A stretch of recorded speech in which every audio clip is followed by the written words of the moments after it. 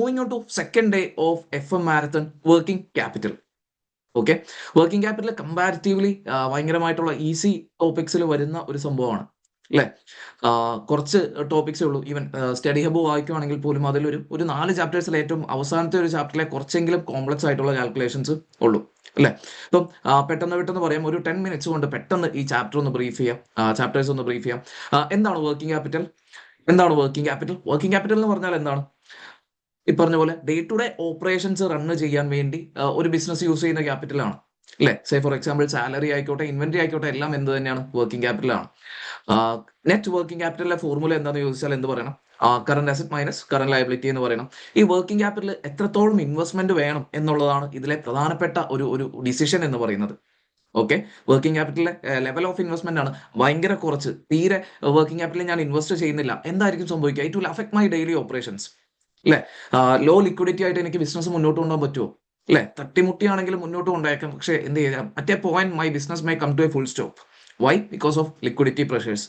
And കുറെ liquidity ഉണ്ടെങ്കിലോ എന്തായിരിക്കും സംഭവിക്കുന്നത്? അതിനർത്ഥം നമ്മുടെ മാനേജേഴ്സ് അല്ലെങ്കിൽ നമ്മുടെ ബിസിനസ് എന്ത് ചെയ്യുന്നില്ല, പ്രോപ്പറായിട്ട് അവരുടെ ഫിനാൻഷ്യൽ ഇൻവെസ്റ്റ്മെന്റ്സ് ഒന്നും പ്രോപ്പറായിട്ട് ചെയ്യുന്നില്ല എന്നുള്ളത് വേണം മനസ്സിലാക്കാൻ. ഓക്കെ, അവര് എംപ്ലോയ് ചെയ്യുന്ന ക്യാപിറ്റലിൽ നിന്ന് അവർക്ക് കിട്ടുന്ന റിട്ടേൺസ് ഭയങ്കര കുറവായിരിക്കും.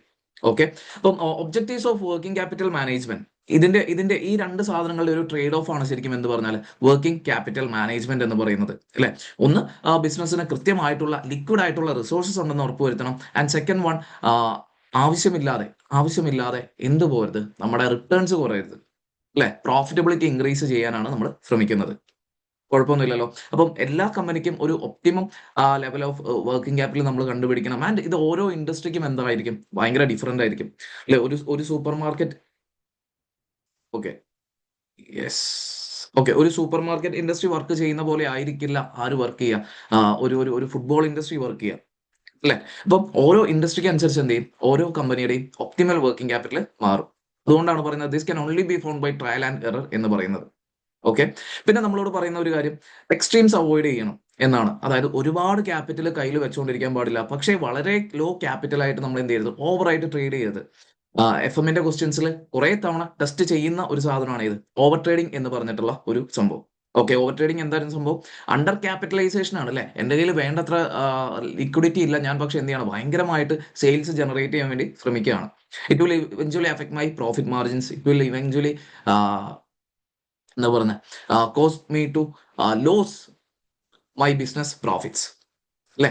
Next one is over capitalisation എന്ന് പറയുന്ന സാധനം. എന്താ ഓവർ ക്യാപിറ്റലൈസേഷൻ? ഒരുപാട് റിസോഴ്സസ് ഉപയോഗിച്ച് ട്രേഡ് ചെയ്യാണ് അല്ലെ. പിന്നെ കീ ലിക്വിഡിറ്റി റേഷ്യോസ്, നമ്മൾ ഇപ്പം ഒരു VT മുതൽ പഠിച്ചു വരുന്ന ആളാണെങ്കിൽ ഒരുപാട് പേപ്പേഴ്സിൽ കണ്ടുവരുന്ന, നമുക്കൊക്കെ FR എന്ന് പറയുന്ന പേപ്പർ കഴിയുമ്പോൾ കാണാപ്പാടം ആവുന്ന റേഷ്യോ ആണ് അല്ലെ. Current asset by current liability and quick ratio എന്ന് പറയുന്നതാണ് current asset minus inventory by current liability. ഇതിന്റെ ഒരു ക്വസ്റ്റ്യൻ ഉണ്ട്, നമുക്ക് വർക്ക്ഔട്ട് ചെയ്യാം. ഓക്കെ, പിന്നെ പറയുന്നത് എന്താ, കറന്റ് അസറ്റ് ഇൻവെസ്റ്റ്മെന്റ് പോളിസി. ഇതാണ് ഏറ്റവും കൂടുതൽ സെക്ഷൻ എഴുതാൻ ടൈപ്പ് ചെയ്യാൻ വേണ്ടി എപ്പോഴും വരുന്ന സാധനമാണ്. എങ്ങനെയൊക്കെയാണ് വർക്കിംഗ് ക്യാപിറ്റൽ നമ്മൾ ഇൻവെസ്റ്റ് ചെയ്യേണ്ടത് അല്ലെ. പല ഇൻവെസ്റ്റ്മെന്റ് മാനേജേഴ്സ് ഉണ്ട്. ആ ഇൻവെസ്റ്റ്മെന്റ് മാനേജേഴ്സിന്റെ ഒരു റിസ്ക് അപ്പറ്റൈറ്റ് അനുസരിച്ച് അവർ എത്രത്തോളം റിസ്ക് എടുക്കാൻ താല്പര്യപ്പെടുന്നു എന്നുള്ളതൊക്കെ അനുസരിച്ച് നമുക്ക് കുറച്ച് ഇൻവെസ്റ്റ്മെന്റ് പോളിസീസ് ഉണ്ട്. First one is conservative policy.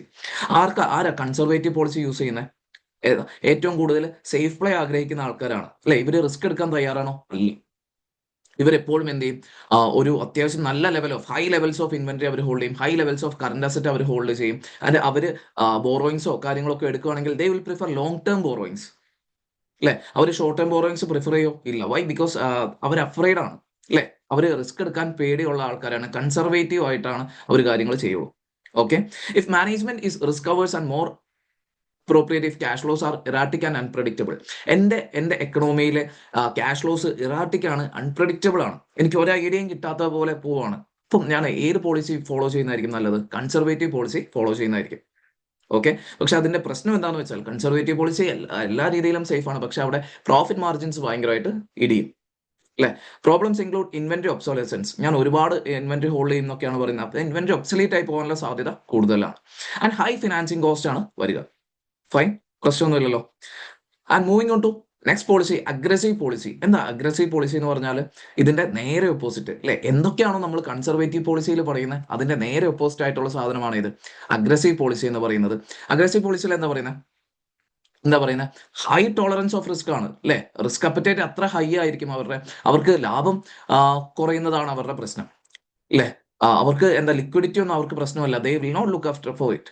പക്ഷെ അവർ എന്താ ശ്രമിക്കുന്നത്, അവർ ഏറ്റവും കൂടുതൽ ലാഭം ജനറേറ്റ് ചെയ്യണം, പ്രോഫിറ്റ്സ് മാക്സിമൈസ് ചെയ്യാനാണ് അവർ ശ്രമിക്കുക. ഓക്കെ, അതുകൊണ്ട് അവർ താരതമ്യേന കോസ്റ്റ് കുറവുള്ള അല്ലെ, കമ്പാരിറ്റീവ്ലി കോസ്റ്റ് കുറവായിട്ടുള്ള ഷോർട്ട് ടേം ഡെപ്റ്റ്സ് ഒക്കെ ആയിരിക്കും അവർ പ്രിഫർ ചെയ്യുക അല്ലെ. അവർ ലോങ് ടേം ഡെപ്റ്റ്സ് പ്രിഫർ ചെയ്യോ? ഇല്ല, they will go for short term debts. Okay, പിന്നെ അവർ low level of inventories, low level of current asset ഒക്കെ ആയിരിക്കും ഹോൾഡ് ചെയ്യുക. ഫൈൻ, പ്രശ്നമൊന്നുമില്ലല്ലോ. കൺസർവേറ്റീവ് എന്താണോ അതിന്റെ നേരെ opposite. And what is moderate policy? Moderate policy എന്ന് പറഞ്ഞാൽ എന്താണ്? ഇതിന്റെ രണ്ടിന്റെയും ഒരു ഒരു ഒരു നടുക്ക് നിൽക്കുന്ന ഒരു പോളിസിയാണ് എന്ത് മോഡറേറ്റ് പോളിസി എന്ന് പറയുന്നത്. Okay, and moving on to the next topic, funding current assets. Current അസറ്റ്സിനെ എങ്ങനെ ഫണ്ട് ചെയ്യണം എന്നാണ് പറയുന്നത് അല്ലെ. എങ്ങനെ നമ്മൾ പഠിച്ചിട്ടുണ്ട്, ഷോർട്ട് ടേം ഫിനാൻസ് ഉണ്ട്, ലോങ് ടേം ഫിനാൻസ് ഉണ്ട്. ഇങ്ങനെ രണ്ട് രീതിയിൽ നമുക്ക് എന്ത് ചെയ്യാം, നമുക്ക് നമ്മുടെ വർക്കിംഗ് ക്യാപിറ്റൽ ഫണ്ട് ചെയ്യാം. ഓക്കെ, നമ്മൾ പറയുന്ന ഒരു ഐഡിയൽ കൺസെപ്റ്റ് ആണ് മാച്ചിങ് കൺസെപ്റ്റ് എന്ന് പറയും. അതായത് നമ്മുടെ പെർമനന്റ് കറന്റ് അസറ്റ്സ് എല്ലാം, സ്ഥിരമായിട്ട് നമ്മുടെ കമ്പനിക്കുള്ള അസറ്റ്സ് എല്ലാം നമ്മൾ എന്ത് ചെയ്യണം, ലോങ് ടേം ഫിനാൻസ് വെച്ചിട്ടും fluctuating current asset short term finance വെച്ചിട്ടും ഫിനാൻസ് ചെയ്യണം എന്നാണ് പറയുന്നത്. ഫൈൻ, അപ്പം നമ്മുടെ വർക്കിംഗ് ക്യാപിറ്റൽ റിക്വയർമെന്റ് അത് ഷോർട്ട് ടേം ആണോ, അത് ലോങ് ടേം ആണോ എന്ന് നോക്കിയിട്ട്, അല്ലെങ്കിൽ അത് പെർമനന്റ് ആണോ, അത് ഫ്ലക്ച്വേറ്റിംഗ് ആണോ എന്ന് നോക്കിയിട്ട് വേണം നമ്മൾ എന്ത് തീരുമാനിക്കാൻ, ലോങ് ടേമോ ഷോർട്ട് ടേമോ എന്നൊക്കെ തീരുമാനിക്കാൻ. ഓക്കെ, അതിനകത്ത് ഷോർട്ട് ടേം ഫിനാൻസിൽ വരുന്ന കുറച്ച് കാര്യങ്ങളാണ് പറയുന്നത്. വൺ ഈസ് ഓവർ ഡ്രാഫ്റ്റ്, അറിയാമല്ലോ അല്ലെ. Over draft, short term loan, accounts payable ഒക്കെയാണ്. ആൻഡ് ലോങ് ടേം ഫിനാൻസ് എന്തൊക്കെയാണ്, ഡെപ്റ്റും ഇക്വിറ്റിയാണ്. ഓക്കെ, കുഴപ്പമൊന്നുമില്ലല്ലോ. ഇതിൽ ഷോർട്ട് ടേം ഫിനാൻസ് എടുത്തു കഴിഞ്ഞാലുള്ള പ്രധാനപ്പെട്ട റിസ്ക് എന്താണ്, അത് എപ്പോൾ വേണമെങ്കിലും അതിനൊരു ഒരു റീപേയ്മെന്റ് പീരീഡ് വന്നേക്കാം അല്ലെ. റീപേ ചെയ്യാൻ വേണ്ടി പറഞ്ഞേക്കാം, റീപേയ്മെന്റ് പീരീഡ് അല്ല, സോറി, റീപേ ചെയ്യാം എപ്പോൾ വേണമെങ്കിലും പറഞ്ഞേക്കാം. അപ്പോൾ നമുക്ക് എന്ത് ചെയ്യേണ്ടി വരും, അല്ലെങ്കിൽ നമ്മുടെ ഒരു എക്സിസ്റ്റിംഗ് ഷോർട്ട് ടേം ലോൺ ഉണ്ടായിരുന്നു, അത് നമുക്ക് റീന്യൂ ചെയ്യാൻ പറ്റുന്നില്ല അല്ലെ. അവിടെയൊക്കെയാണ് ഷോർട്ട് ടേം ഡെപ്റ്റ് എന്താവുന്നത്, കുറച്ച് റിസ്കി ആവുന്നത്. ലോങ് ടേം ഡെപ്റ്റിന് ആ പ്രശ്നമുണ്ടോ? ഇല്ല. ഓക്കെ, മൂവിങ് ഓൺ ടു അടുത്തത് fluctuating permanent current assets and matching policy. എന്തായിരുന്നു നമ്മൾ പറഞ്ഞ കാര്യം തന്നെ അല്ലെ. പെർമനന്റ് അസറ്റ്സ് ആണെങ്കിൽ ഷോർട്ട് ടേം വെച്ചിട്ടാണോ? അല്ല, പെർമനന്റ് അസറ്റ്സ് ആണെങ്കിൽ നമ്മൾ എന്ത് ചെയ്യണം, ലോങ് ടേം വെച്ചിട്ട് വേണം ഫണ്ട് ചെയ്യാൻ, അല്ലെങ്കിൽ ഷോർട്ട് ടേം വെച്ചിട്ടൊക്കെ. അപ്പം aggressive policy, conservative policy, matching concept, ഇതെല്ലാം എന്ത് ചെയ്യണം, മിക്സ് ചെയ്തിട്ട് നമുക്കൊരു നല്ല രീതിയിൽ കമന്റ് ചെയ്യാൻ പഠിക്കണം. ഓക്കെ, പിന്നെ വർക്കിംഗ് ക്യാപിറ്റൽ റേഷ്യോസ് അറിയാമല്ലോ അല്ലെ. ഇൻവെന്ററി ഹോൾഡിംഗ് പീരീഡ് എന്താ, average inventory by cost of sales into 365. Receivable collection period, എത്ര ദിവസം കൊണ്ട് എനിക്ക് റിസീവബിൾസ് കിട്ടും എന്ന് പറയുന്ന സംഭവം. All good. അടുത്തത് പേയബിൾസ്. ഫൈൻ, പ്രശ്നമൊന്നുമില്ലല്ലോ. Payables by credit purchases into 365. ഇനി അഥവാ ക്രെഡിറ്റ് പർച്ചേസ് നമുക്ക് ക്വസ്റ്റ്യനിൽ തന്നില്ല എന്നുണ്ടെങ്കിൽ we can also use cost of sales അല്ലെ. അടുത്തത് നാലാമത്തെ സാധനം, ഈ പറയുന്ന 3 റേഷ്യോസ് നമ്മൾ കുറെ കാണുന്നതാണ് അല്ലെ, എല്ലാ സബ്ജക്ട്സിനും നമ്മൾ കണ്ടുവരുന്നതാണ്. പക്ഷെ അടുത്ത ഒരു സംഭവം, sales by working capital ratio അല്ലെ, annual sales by average working capital എന്ന് പറയുന്ന ഈ ഒരു റേഷ്യോ അധികം നമ്മൾ കാണാത്ത റേഷ്യോ ആണ്. എഫ്എമ്മിലായിരിക്കും പ്രോബബ്ലി ഇത് ആദ്യമായിട്ട് നമ്മൾ വരിക. വിട്ടുപോകാൻ സാധ്യതയുള്ള റേഷ്യോ ആണ്, മറക്കല്ല, നല്ലപോലെ പോയിന്റ്സ് തരുന്ന റേഷ്യോ ആണ്. Okay, sales by working capital ratio, കുഴപ്പമൊന്നുമില്ലല്ലോ. ഇതിന്റെ മീനിങ് എന്താ, ശരിക്കും നമ്മുടെ വർക്കിംഗ് ക്യാപിറ്റൽ യൂസ് ചെയ്ത് നമുക്ക് എത്രത്തോളം സെയിൽസ് ജനറേറ്റ് ചെയ്യാൻ പറ്റും എന്നുള്ളതാണ് അല്ലെ. അല്ലെ, അത് എന്തും ആയിക്കോട്ടെ, നിങ്ങളുടെ വർക്കിംഗ് ക്യാപിറ്റലാണ് നിങ്ങൾക്ക് ഇൻഎഫക്റ്റീവ്ലി പറയുമ്പോൾ സെയിൽസ് ജനറേറ്റ് ചെയ്യാം അല്ലെ. ഒരു സർവീസ് ഇൻഡസ്ട്രിയിലാണെങ്കിൽ അതോടെ സർവീസ് പ്രൊവൈഡേഴ്സ് ആയിട്ട് നിൽക്കുന്ന ആൾക്കാർക്കുള്ള സാലറി, ബാക്കി കാര്യങ്ങളായിരിക്കും അവിടെ വർക്കിംഗ് ക്യാപിറ്റൽ ആയിട്ട് വരിക. ഇനി അതല്ല ഒരു ട്രേഡിംഗ് ഇൻഡസ്ട്രിയിലാണെങ്കിൽ അവിടുത്തെ ഇൻവെന്ററി എന്ന് പറയുന്ന സാധനമായിരിക്കും എന്ത്, വർക്കിംഗ് ക്യാപിറ്റൽ. അപ്പം ആ വർക്കിംഗ് ക്യാപിറ്റൽ വെച്ചിട്ടായിരിക്കും നമുക്ക് എന്ത് ചെയ്യാൻ പറ്റുള്ളൂ, സെയിൽസ് ജനറേറ്റ് ചെയ്യാൻ പറ്റുള്ളൂ. അതിന്റെ ഒരു റേഷ്യോ ആണ്, എത്ര ശതമാനം എനിക്ക്, അല്ലെങ്കിൽ എത്ര ഇരട്ടി സെയിൽസ് ആണ് ഞാൻ ഉണ്ടാക്കുന്നത് എന്നൊക്കെയാണ് പറയുന്നത്. പിന്നെ next one is cash conversion cycle എന്നും ക്യാഷ് ഓപ്പറേറ്റിംഗ് സൈക്കിൾ എന്നും വർക്കിംഗ് ക്യാപിറ്റൽ സൈക്കിൾ എന്നൊക്കെ പറയും. എന്താ, inventory holding period plus receivable collection period minus payable payment period എന്ന് പറഞ്ഞിട്ടുള്ള സാധനം. അതായത് ഞാൻ വർക്കിംഗ് ക്യാപിറ്റലോട്ട് ഒരു 100 rupees ഇൻവെസ്റ്റ് ചെയ്തിട്ടുണ്ടെങ്കിൽ എത്ര സമയം കൊണ്ട് എനിക്ക് അത് തിരിച്ചു കിട്ടും എന്ന് പറയുന്ന സംഭവമാണ്. ഓക്കെ, കുഴപ്പമൊന്നുമില്ലല്ലോ. ഇത് ടൈപ്സ് ഓഫ് ഇൻഡസ്ട്രിക്ക് അനുസരിച്ചും ഇൻഡസ്ട്രി നോംസ് ഒക്കെ എങ്ങനെയാണെന്നുള്ളതനുസരിച്ചും സപ്ലയേഴ്സിന്റെ പവറും എഫിഷ്യൻസിക്കും ടേംസ് ഓഫ് ട്രേഡ് ഒക്കെ, ഇതൊക്കെ ഓരോ സി സെക്ഷൻ എഴുതുമ്പോൾ വേണ്ട പോയിന്റ്സ് ആണ് കേട്ടോ. എന്തൊക്കെയാണ് നിങ്ങളുടെ ക്യാഷ് കൺവേർഷൻ സൈക്കിളിനെ അഫക്ട് ചെയ്യുക, എന്തൊക്കെ ഫാക്ടേഴ്സ് ആണെന്നുള്ളതാണ്. ഓക്കെ, ഈ സിനാരിയോ ആയിട്ട് ലിങ്ക് ചെയ്യേണ്ട ആവശ്യം പോലും ഇല്ലാതെ നിങ്ങൾ തിയറി ടൈപ്പ് ചെയ്യേണ്ടി വരൂലേ, അതിലൊക്കെ നിങ്ങൾക്ക് ഈസി ആയിട്ട് ടൈപ്പ് ചെയ്യാൻ പറ്റുന്ന കാര്യങ്ങളാണ്. ഓക്കെ ഓക്കെ, പിന്നെ ഓവർ ട്രേഡിംഗ് അല്ലെ. ഓവർ ട്രേഡിംഗ് എന്ന് പറഞ്ഞാൽ എന്താ, ഈ പറഞ്ഞ പോലെ ഭയങ്കര ലിക്വിഡിറ്റി ഒട്ടും ഉണ്ടാവില്ല, റവന്യൂ ഭയങ്കരമായിട്ട് ഇൻക്രീസ് ചെയ്യും, പക്ഷെ റിസീവബിൾസിന്റെ ലെവലും അതേപോലെ ഇൻക്രീസ് ചെയ്യും. നമുക്ക് ക്യാഷ് ആയിട്ട് റിയലൈസ് ചെയ്യാൻ പറ്റുമോ? ഇല്ല.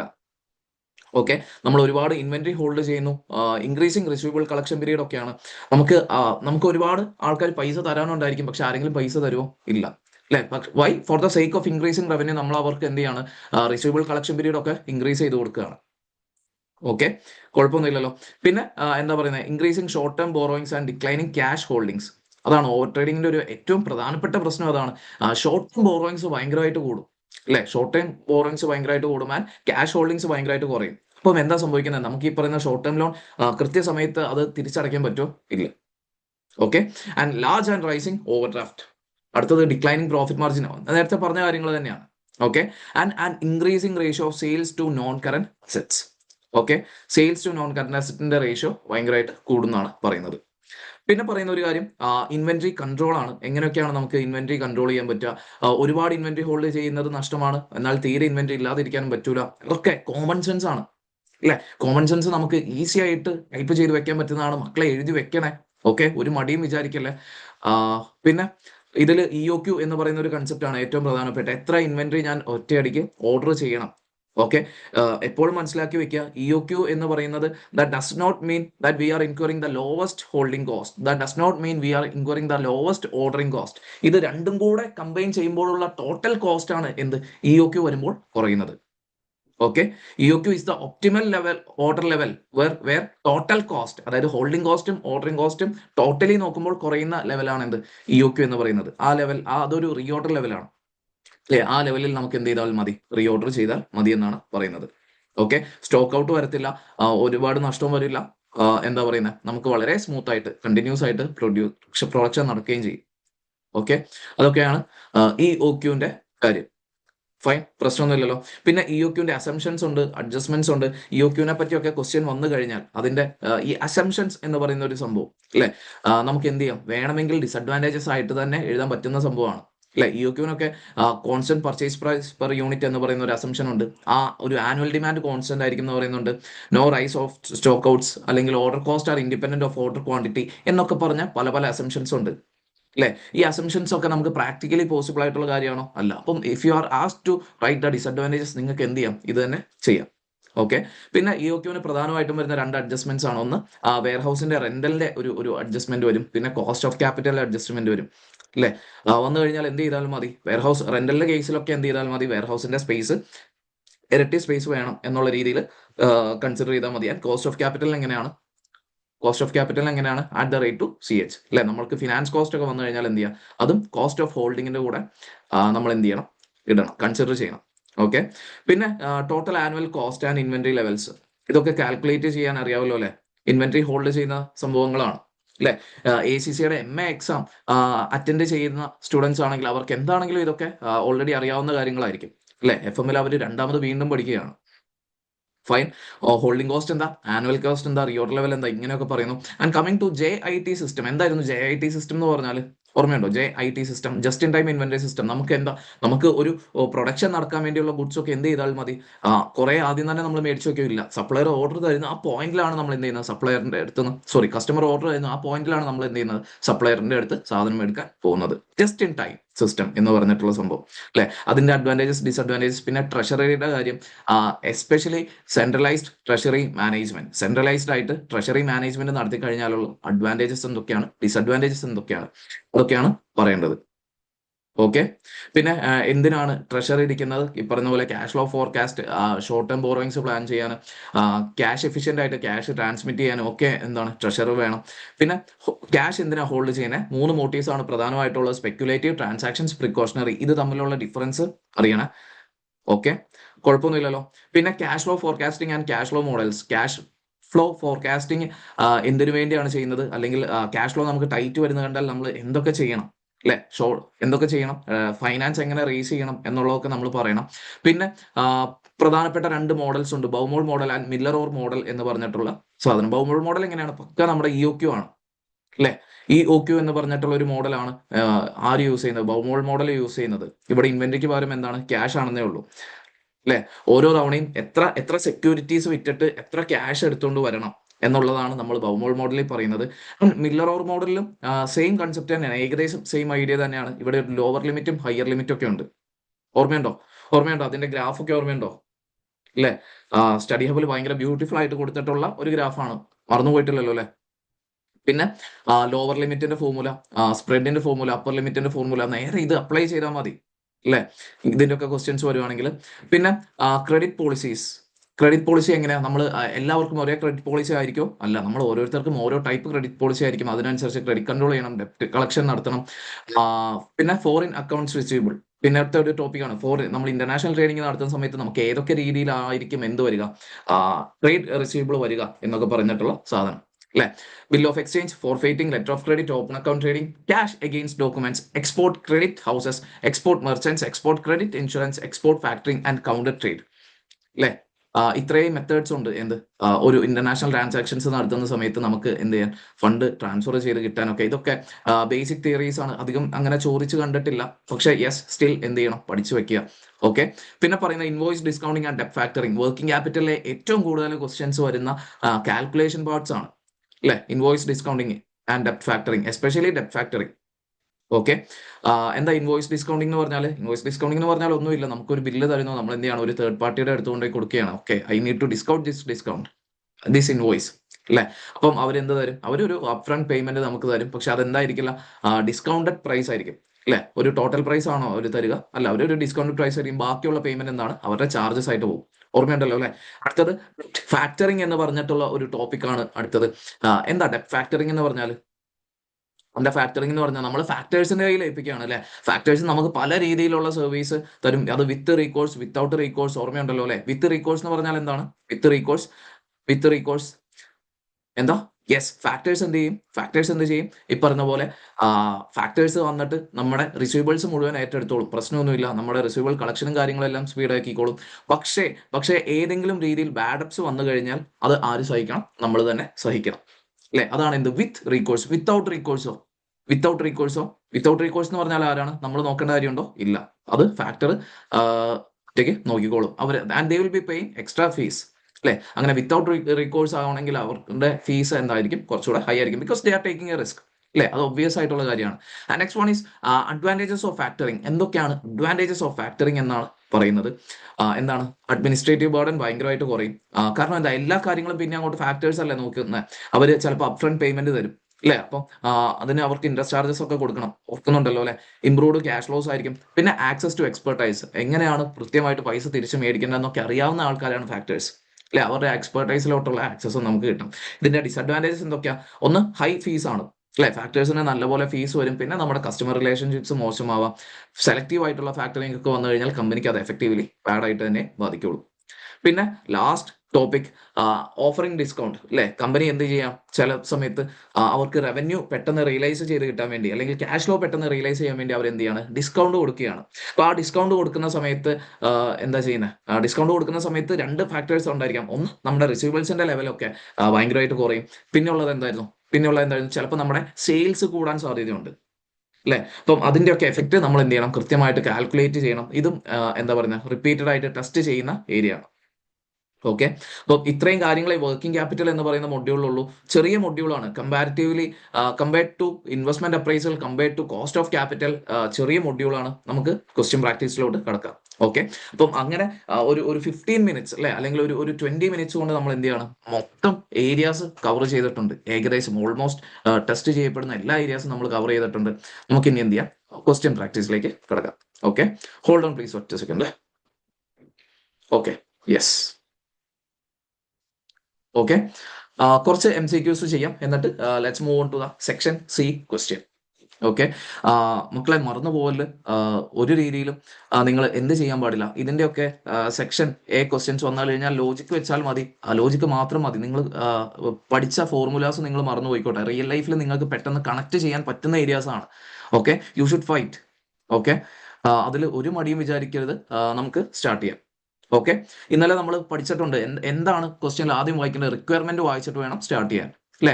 Which of the following actions would be appropriate to make use of the surplus എന്ന് പറഞ്ഞിട്ടുള്ള രീതിയിൽ അതിൽ നിന്ന് പ്രത്യേകിച്ച് ഒന്നും കിട്ടത്തില്ലായിരിക്കും. പക്ഷേ yes, still you have to read the requirement. Okay. ഇനി നമുക്ക് കോണ്ടെക്സ്റ്റ് വായിക്കാം. എന്താ പറയുന്നത്? Thrifty company's cash budget highlights a short term surplus in the near future. Thrifty company എന്ന് പറഞ്ഞിട്ടുള്ള ഒരു കമ്പനി ഉണ്ടായിരുന്നു. അവർക്ക് എന്ത് കിട്ടി? ഒരു ഷോർട്ട് ടേം ക്യാഷ് സർപ്ലസ് വരികയാണ് അല്ലെ. ക്യാഷ് ബജറ്റ് ആണ്, അത് അവർക്ക് ആക്ച്വലി കയ്യിൽ കിട്ടിയോ ഇല്ല. അത് അവർ ഫോർകാസ്റ്റ് ചെയ്ത സമയത്ത് അവർക്ക് മനസ്സിലായി എന്താണ്, ഓക്കെ, ഉടനെ കുറച്ച് ഫണ്ട്സ് കയ്യിൽ വരാൻ സാധ്യതയുണ്ട്. Okay, short term cash surplus ആണ്. അപ്പം which of the following actions would be appropriate, അങ്ങനെ ഷോർട്ട് ടേം ക്യാഷ് കയ്യിൽ വന്നു കഴിഞ്ഞാൽ എന്തായിരിക്കും ചെയ്യേണ്ടത് എന്നാണ് ചോദിക്കുന്നത്. Okay, first one, pay supplies earlier to take advantage of any prompt payment discounts. Okay, ഫസ്റ്റത്തെ ക്വസ്റ്റ്യൻ എന്താ, ഫസ്റ്റത്തെ ഓപ്ഷൻ എന്താ, pay suppliers earlier to take advantage of any prompt payment discounts. നമ്മുടെ കയ്യിൽ ക്യാഷ്ലോ കുറച്ച് സർപ്ലസ് വരാൻ സാധ്യതയുണ്ട്, നമുക്ക് എന്ത് ചെയ്യാം, സപ്ലയേഴ്സിന് ആ പൈസ കൊടുത്തിട്ട് നമുക്ക് എന്ത് ചെയ്യാം, സെറ്റിൽമെന്റ് ഡിസ്കൗണ്ട്സ് മേടിക്കാം എന്നാണ് പറയുന്നത്. ഓക്കെ ആണ് അല്ലേ, ഏകദേശം ഓക്കെ ആയിട്ടുള്ള ഒരു ഓപ്ഷൻ ആണ്, അവിടെ നിൽക്കട്ടെ. നമുക്ക് രണ്ടാമത്തെ സ്റ്റേറ്റ്മെന്റ് വായിക്കാം, buy back the company's shares. കമ്പനിയുടെ ഷെയർസ് നമുക്ക് എന്ത് ചെയ്യാം, ബൈ ബാക്ക് ചെയ്യാം. ഓക്കെ, അത് ചെയ്യേണ്ട കാര്യമുണ്ടോ, കമ്പനിയുടെ ഷെയർസ് ബൈ ബാക്ക് ചെയ്യുന്ന പറയുമ്പോൾ അവിടെ ലോങ് ടേം സർപ്ലസ് ഉണ്ടെങ്കിൽ ചെയ്യേണ്ട കാര്യങ്ങളാണ് അതൊക്കെ. ഓക്കെ, അല്ലാന്നുണ്ടെങ്കിൽ എന്തായിരിക്കും പറ്റുക, നമ്മുടെ കയ്യിൽ ഫണ്ട് ഇല്ലാതെ വരുമ്പോഴത്തേനും ലോക്കായി പോകും. Okay, will be in trouble. അപ്പം കമ്പനിയുടെ ഷെയർ എപ്പോൾ മാത്രമേ മേടിക്കാവുള്ളൂ, long term capital, long term cash surplus ഉണ്ടെങ്കിലേ ചെയ്യാവുള്ളൂ. അല്ലാന്നുണ്ടെങ്കിൽ നമ്മൾ എന്ത് ചെയ്യാൻ പാടില്ല, buy back company shares is not a good option. പിന്നെ പറയുന്നത് increase payables by delaying payment to suppliers. എന്താ പറയുന്നത്, പേയബിൾസിന്റെ ടൈം കൂട്ടാനാണ്, അല്ലെങ്കിൽ പേയബിൾസിന്റെ ആ ഒരു ലെവൽ കൂട്ടാനാണ് പറയുന്നത്. ക്യാഷ് കൊടുക്കുന്നത്, സപ്ലയേഴ്സിന് കൊടുക്കുന്നതെല്ലാം ഡിലേ ആക്കാം എന്നാണ് പറയുന്നത്. പക്ഷെ അതിന്റെ ആവശ്യമുണ്ടോ, ഇല്ല. ഇത് എപ്പോഴാണ് ചെയ്യേണ്ടത്, ക്യാഷ് ലിക്വിഡിറ്റി പ്രോബ്ലംസ് വരുമ്പോഴാണ് നമ്മൾ നോക്കേണ്ടത്, അല്ലേ അല്ലേ. അപ്പോൾ ആ ഒരു സമയത്ത്, അതായത് ലിക്വിഡിറ്റി ഇഷ്യൂ ഫേസ് ചെയ്യുന്ന സമയത്ത് ചെയ്യാൻ പറ്റുന്ന ഏറ്റവും ബെസ്റ്റ് മെത്തേഡാണ് എന്ത്, increase payables by delaying payment to suppliers. കൊടുക്കാൻ, നമ്മൾ ക്യാഷ് കൊടുക്കാനുള്ളവരോടൊക്കെ എന്ത് ചെയ്യാം, ഒരു 10 ഡേയ്സ് കൂടെ അല്ലെങ്കിൽ ഒരു 20 ഡേയ്സ് കൂടെ കഴിഞ്ഞിട്ട് ഞാൻ പേയ്മെന്റ് തന്നോട്ടെ എന്നൊക്കെ നമുക്ക് ചോദിക്കാം, അല്ലെ. പക്ഷെ എന്റെ കയ്യിൽ ഓൾറെഡി ക്യാഷ് ഉണ്ട്, ഞാൻ പിന്നെയും സപ്ലയേഴ്സിനെ ഇങ്ങനെ അവരോട് പറയേണ്ട കാര്യമുണ്ടോ, അല്ലെങ്കിൽ എന്റെ പേബിൾസ് കൂട്ടേണ്ട കാര്യമുണ്ടോ, ഇല്ല. എനിക്ക് എന്ത് ചെയ്യാം, പ്രോംപ്റ്റ് ആയിട്ട് സെറ്റിൽ ചെയ്യാം. ഓക്കെ, സോ ഓപ്ഷൻ ബി അല്ല, ഓപ്ഷൻ സി അല്ല. And moving on to option D, invest in a long term deposit bank account. ഒരിക്കലും ചെയ്യാൻ പാടില്ലാത്ത മിസ്റ്റേക്കുകളിൽ ഒന്നാണ് എന്ത്, ഷോർട്ട് ടേം സർപ്ലസ് കിട്ടിക്കഴിഞ്ഞാൽ നമ്മൾ എന്ത് ചെയ്ത്, ഒരിക്കലും ഒരു ലോങ് ടേം കമ്മിറ്റ്മെന്റ് അത് വെച്ച് എടുക്കരുത്. ഫൈൻ, പ്രശ്നമൊന്നുമില്ല. അപ്പം ഓപ്ഷൻ ബി അല്ല, സി അല്ല, ഡി അല്ല. So I'm moving forward with option A. Okay, fine, കുഴപ്പമൊന്നുമില്ലല്ലോ. Moving out to the second question. A company sells inventory for cash to a customer at a selling price which is below the cost of inventory items. Okay, context ആണ്, രസമുള്ള context ആണ്. അതായത് എന്താണ്, എന്റെ കയ്യിൽ ഒരു 100 റുപ്പീസിന്റെ inventory ഉണ്ട്. Okay, 100 rupees വില മതിക്കുന്ന ഇൻവെന്ററി ഉണ്ട്. ഓക്കെ, ഞാൻ ഇത് എന്ത് ചെയ്യാണ്, 90 റുപ്പീസിന് സെല് ചെയ്യാണ്. ഓക്കെ, ഇപ്പം ഇങ്ങനത്തെ ഒക്കെ സിനാരിയോ വരുമ്പോൾ ചിന്തിക്കേണ്ട രീതിയാണ്, ജസ്റ്റ് എന്ത് ചെയ്യുക, നേരെ പ്രാക്ടിക്കൽ സിനാരിയോയിലോട്ട് അപ്ലൈ ചെയ്യുക.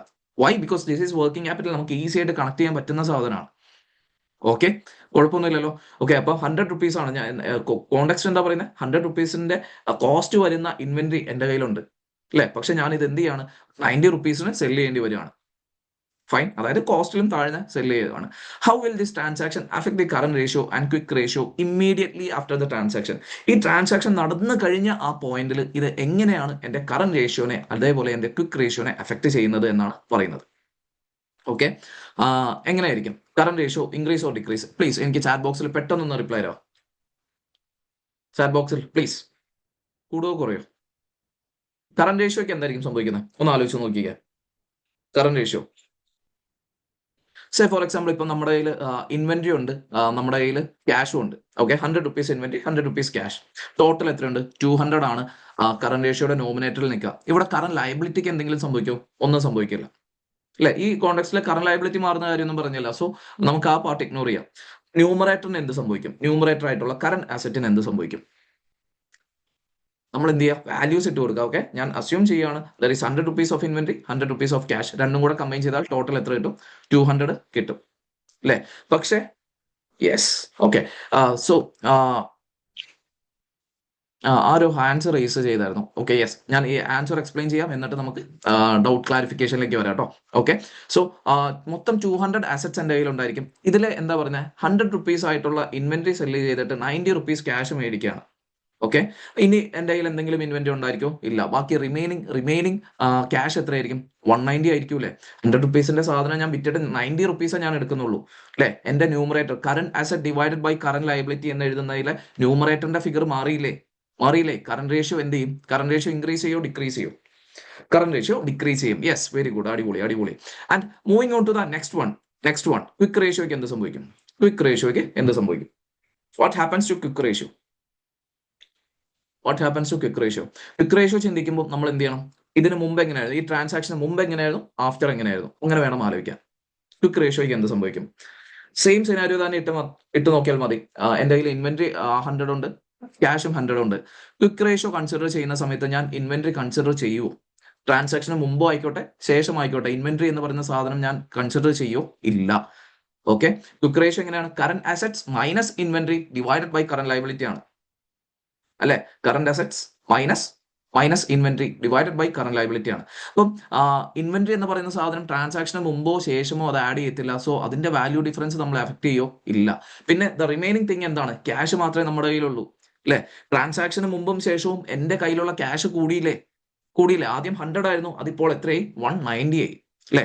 അപ്പോൾ എന്താണ് സംഭവിക്കുക? അപ്പൊ എന്തായിരിക്കും സംഭവിക്കുക? ഇൻക്രീസ് ചെയ്യും. യെസ്, അടിപൊളി. യെസ്, ഓക്കെ, കുഴപ്പമൊന്നുമില്ലല്ലോ. ഈസി ആയിട്ടുള്ള സംഭവങ്ങളാണ്. പക്ഷേ ഇങ്ങനത്തെ ക്വസ്റ്റ്യൻസ് വരുമ്പോൾ, തിയറി ക്വസ്റ്റ്യൻസ് ഒക്കെ ചോദിക്കുമ്പോൾ എന്ത് ചെയ്യാം? നേരെ റിയൽ ലൈഫിലോട്ട് ഇടുക, കോണ്ടെക്സ്റ്റ് ഇടുക, വാല്യൂസ് ഇടുക. Okay, you will get the answer. And moving on to the third one. Okay, a company has the following summarized SOFB at 31st December 2014. അവർ കുറെ ഡാറ്റ തന്നിട്ടുണ്ട്. ഓക്കെ, ക്വസ്റ്റ്യൻ എന്താണെന്ന് വായിച്ചു നോക്കാം. What cash balance in 1 year's time would this imply if the non-current assets were all land? Okay, land ആണ് മൊത്തം. Okay, no new capital was raised and all profits were paid out as dividends. Okay, അവരെന്തൊക്കെയോ context തന്നിട്ടുണ്ട്. പിന്നെ അവർ നമ്മളോട് ചോദിക്കുന്ന ഇതാണ്, നമ്മുടെ cash ബാലൻസിന്റെ അവസ്ഥ എന്തായിരിക്കും എന്നുള്ളതാണ്. ഓക്കെ, നമ്മൾ പുതിയ ഒരു ക്യാപിറ്റലും റേസ് ചെയ്യുന്നില്ല. നോൺ കറന്റ് അസറ്റ്സ് എന്ന് പറയുന്നത് ലാൻഡ് മാത്രമാണ്. ഓക്കെ, പുതിയ ഇതൊന്നും വർക്ക് ചെയ്യുന്നില്ല. പിന്നെ എന്താ പറയുന്നത്? ഓൾ പ്രോഫിറ്റ്സ് വർ പെയ്ഡ് ഔട്ട് ആസ് ഡിവിഡൻസ്. എന്നിട്ട് എന്താ പറയുന്നത്? എല്ലാ പ്രോഫിറ്റ്സും എന്ത് ചെയ്യാണ്? ഡിവിഡൻഡ് ആയിട്ട് പേ ഔട്ട് ചെയ്യാണ്.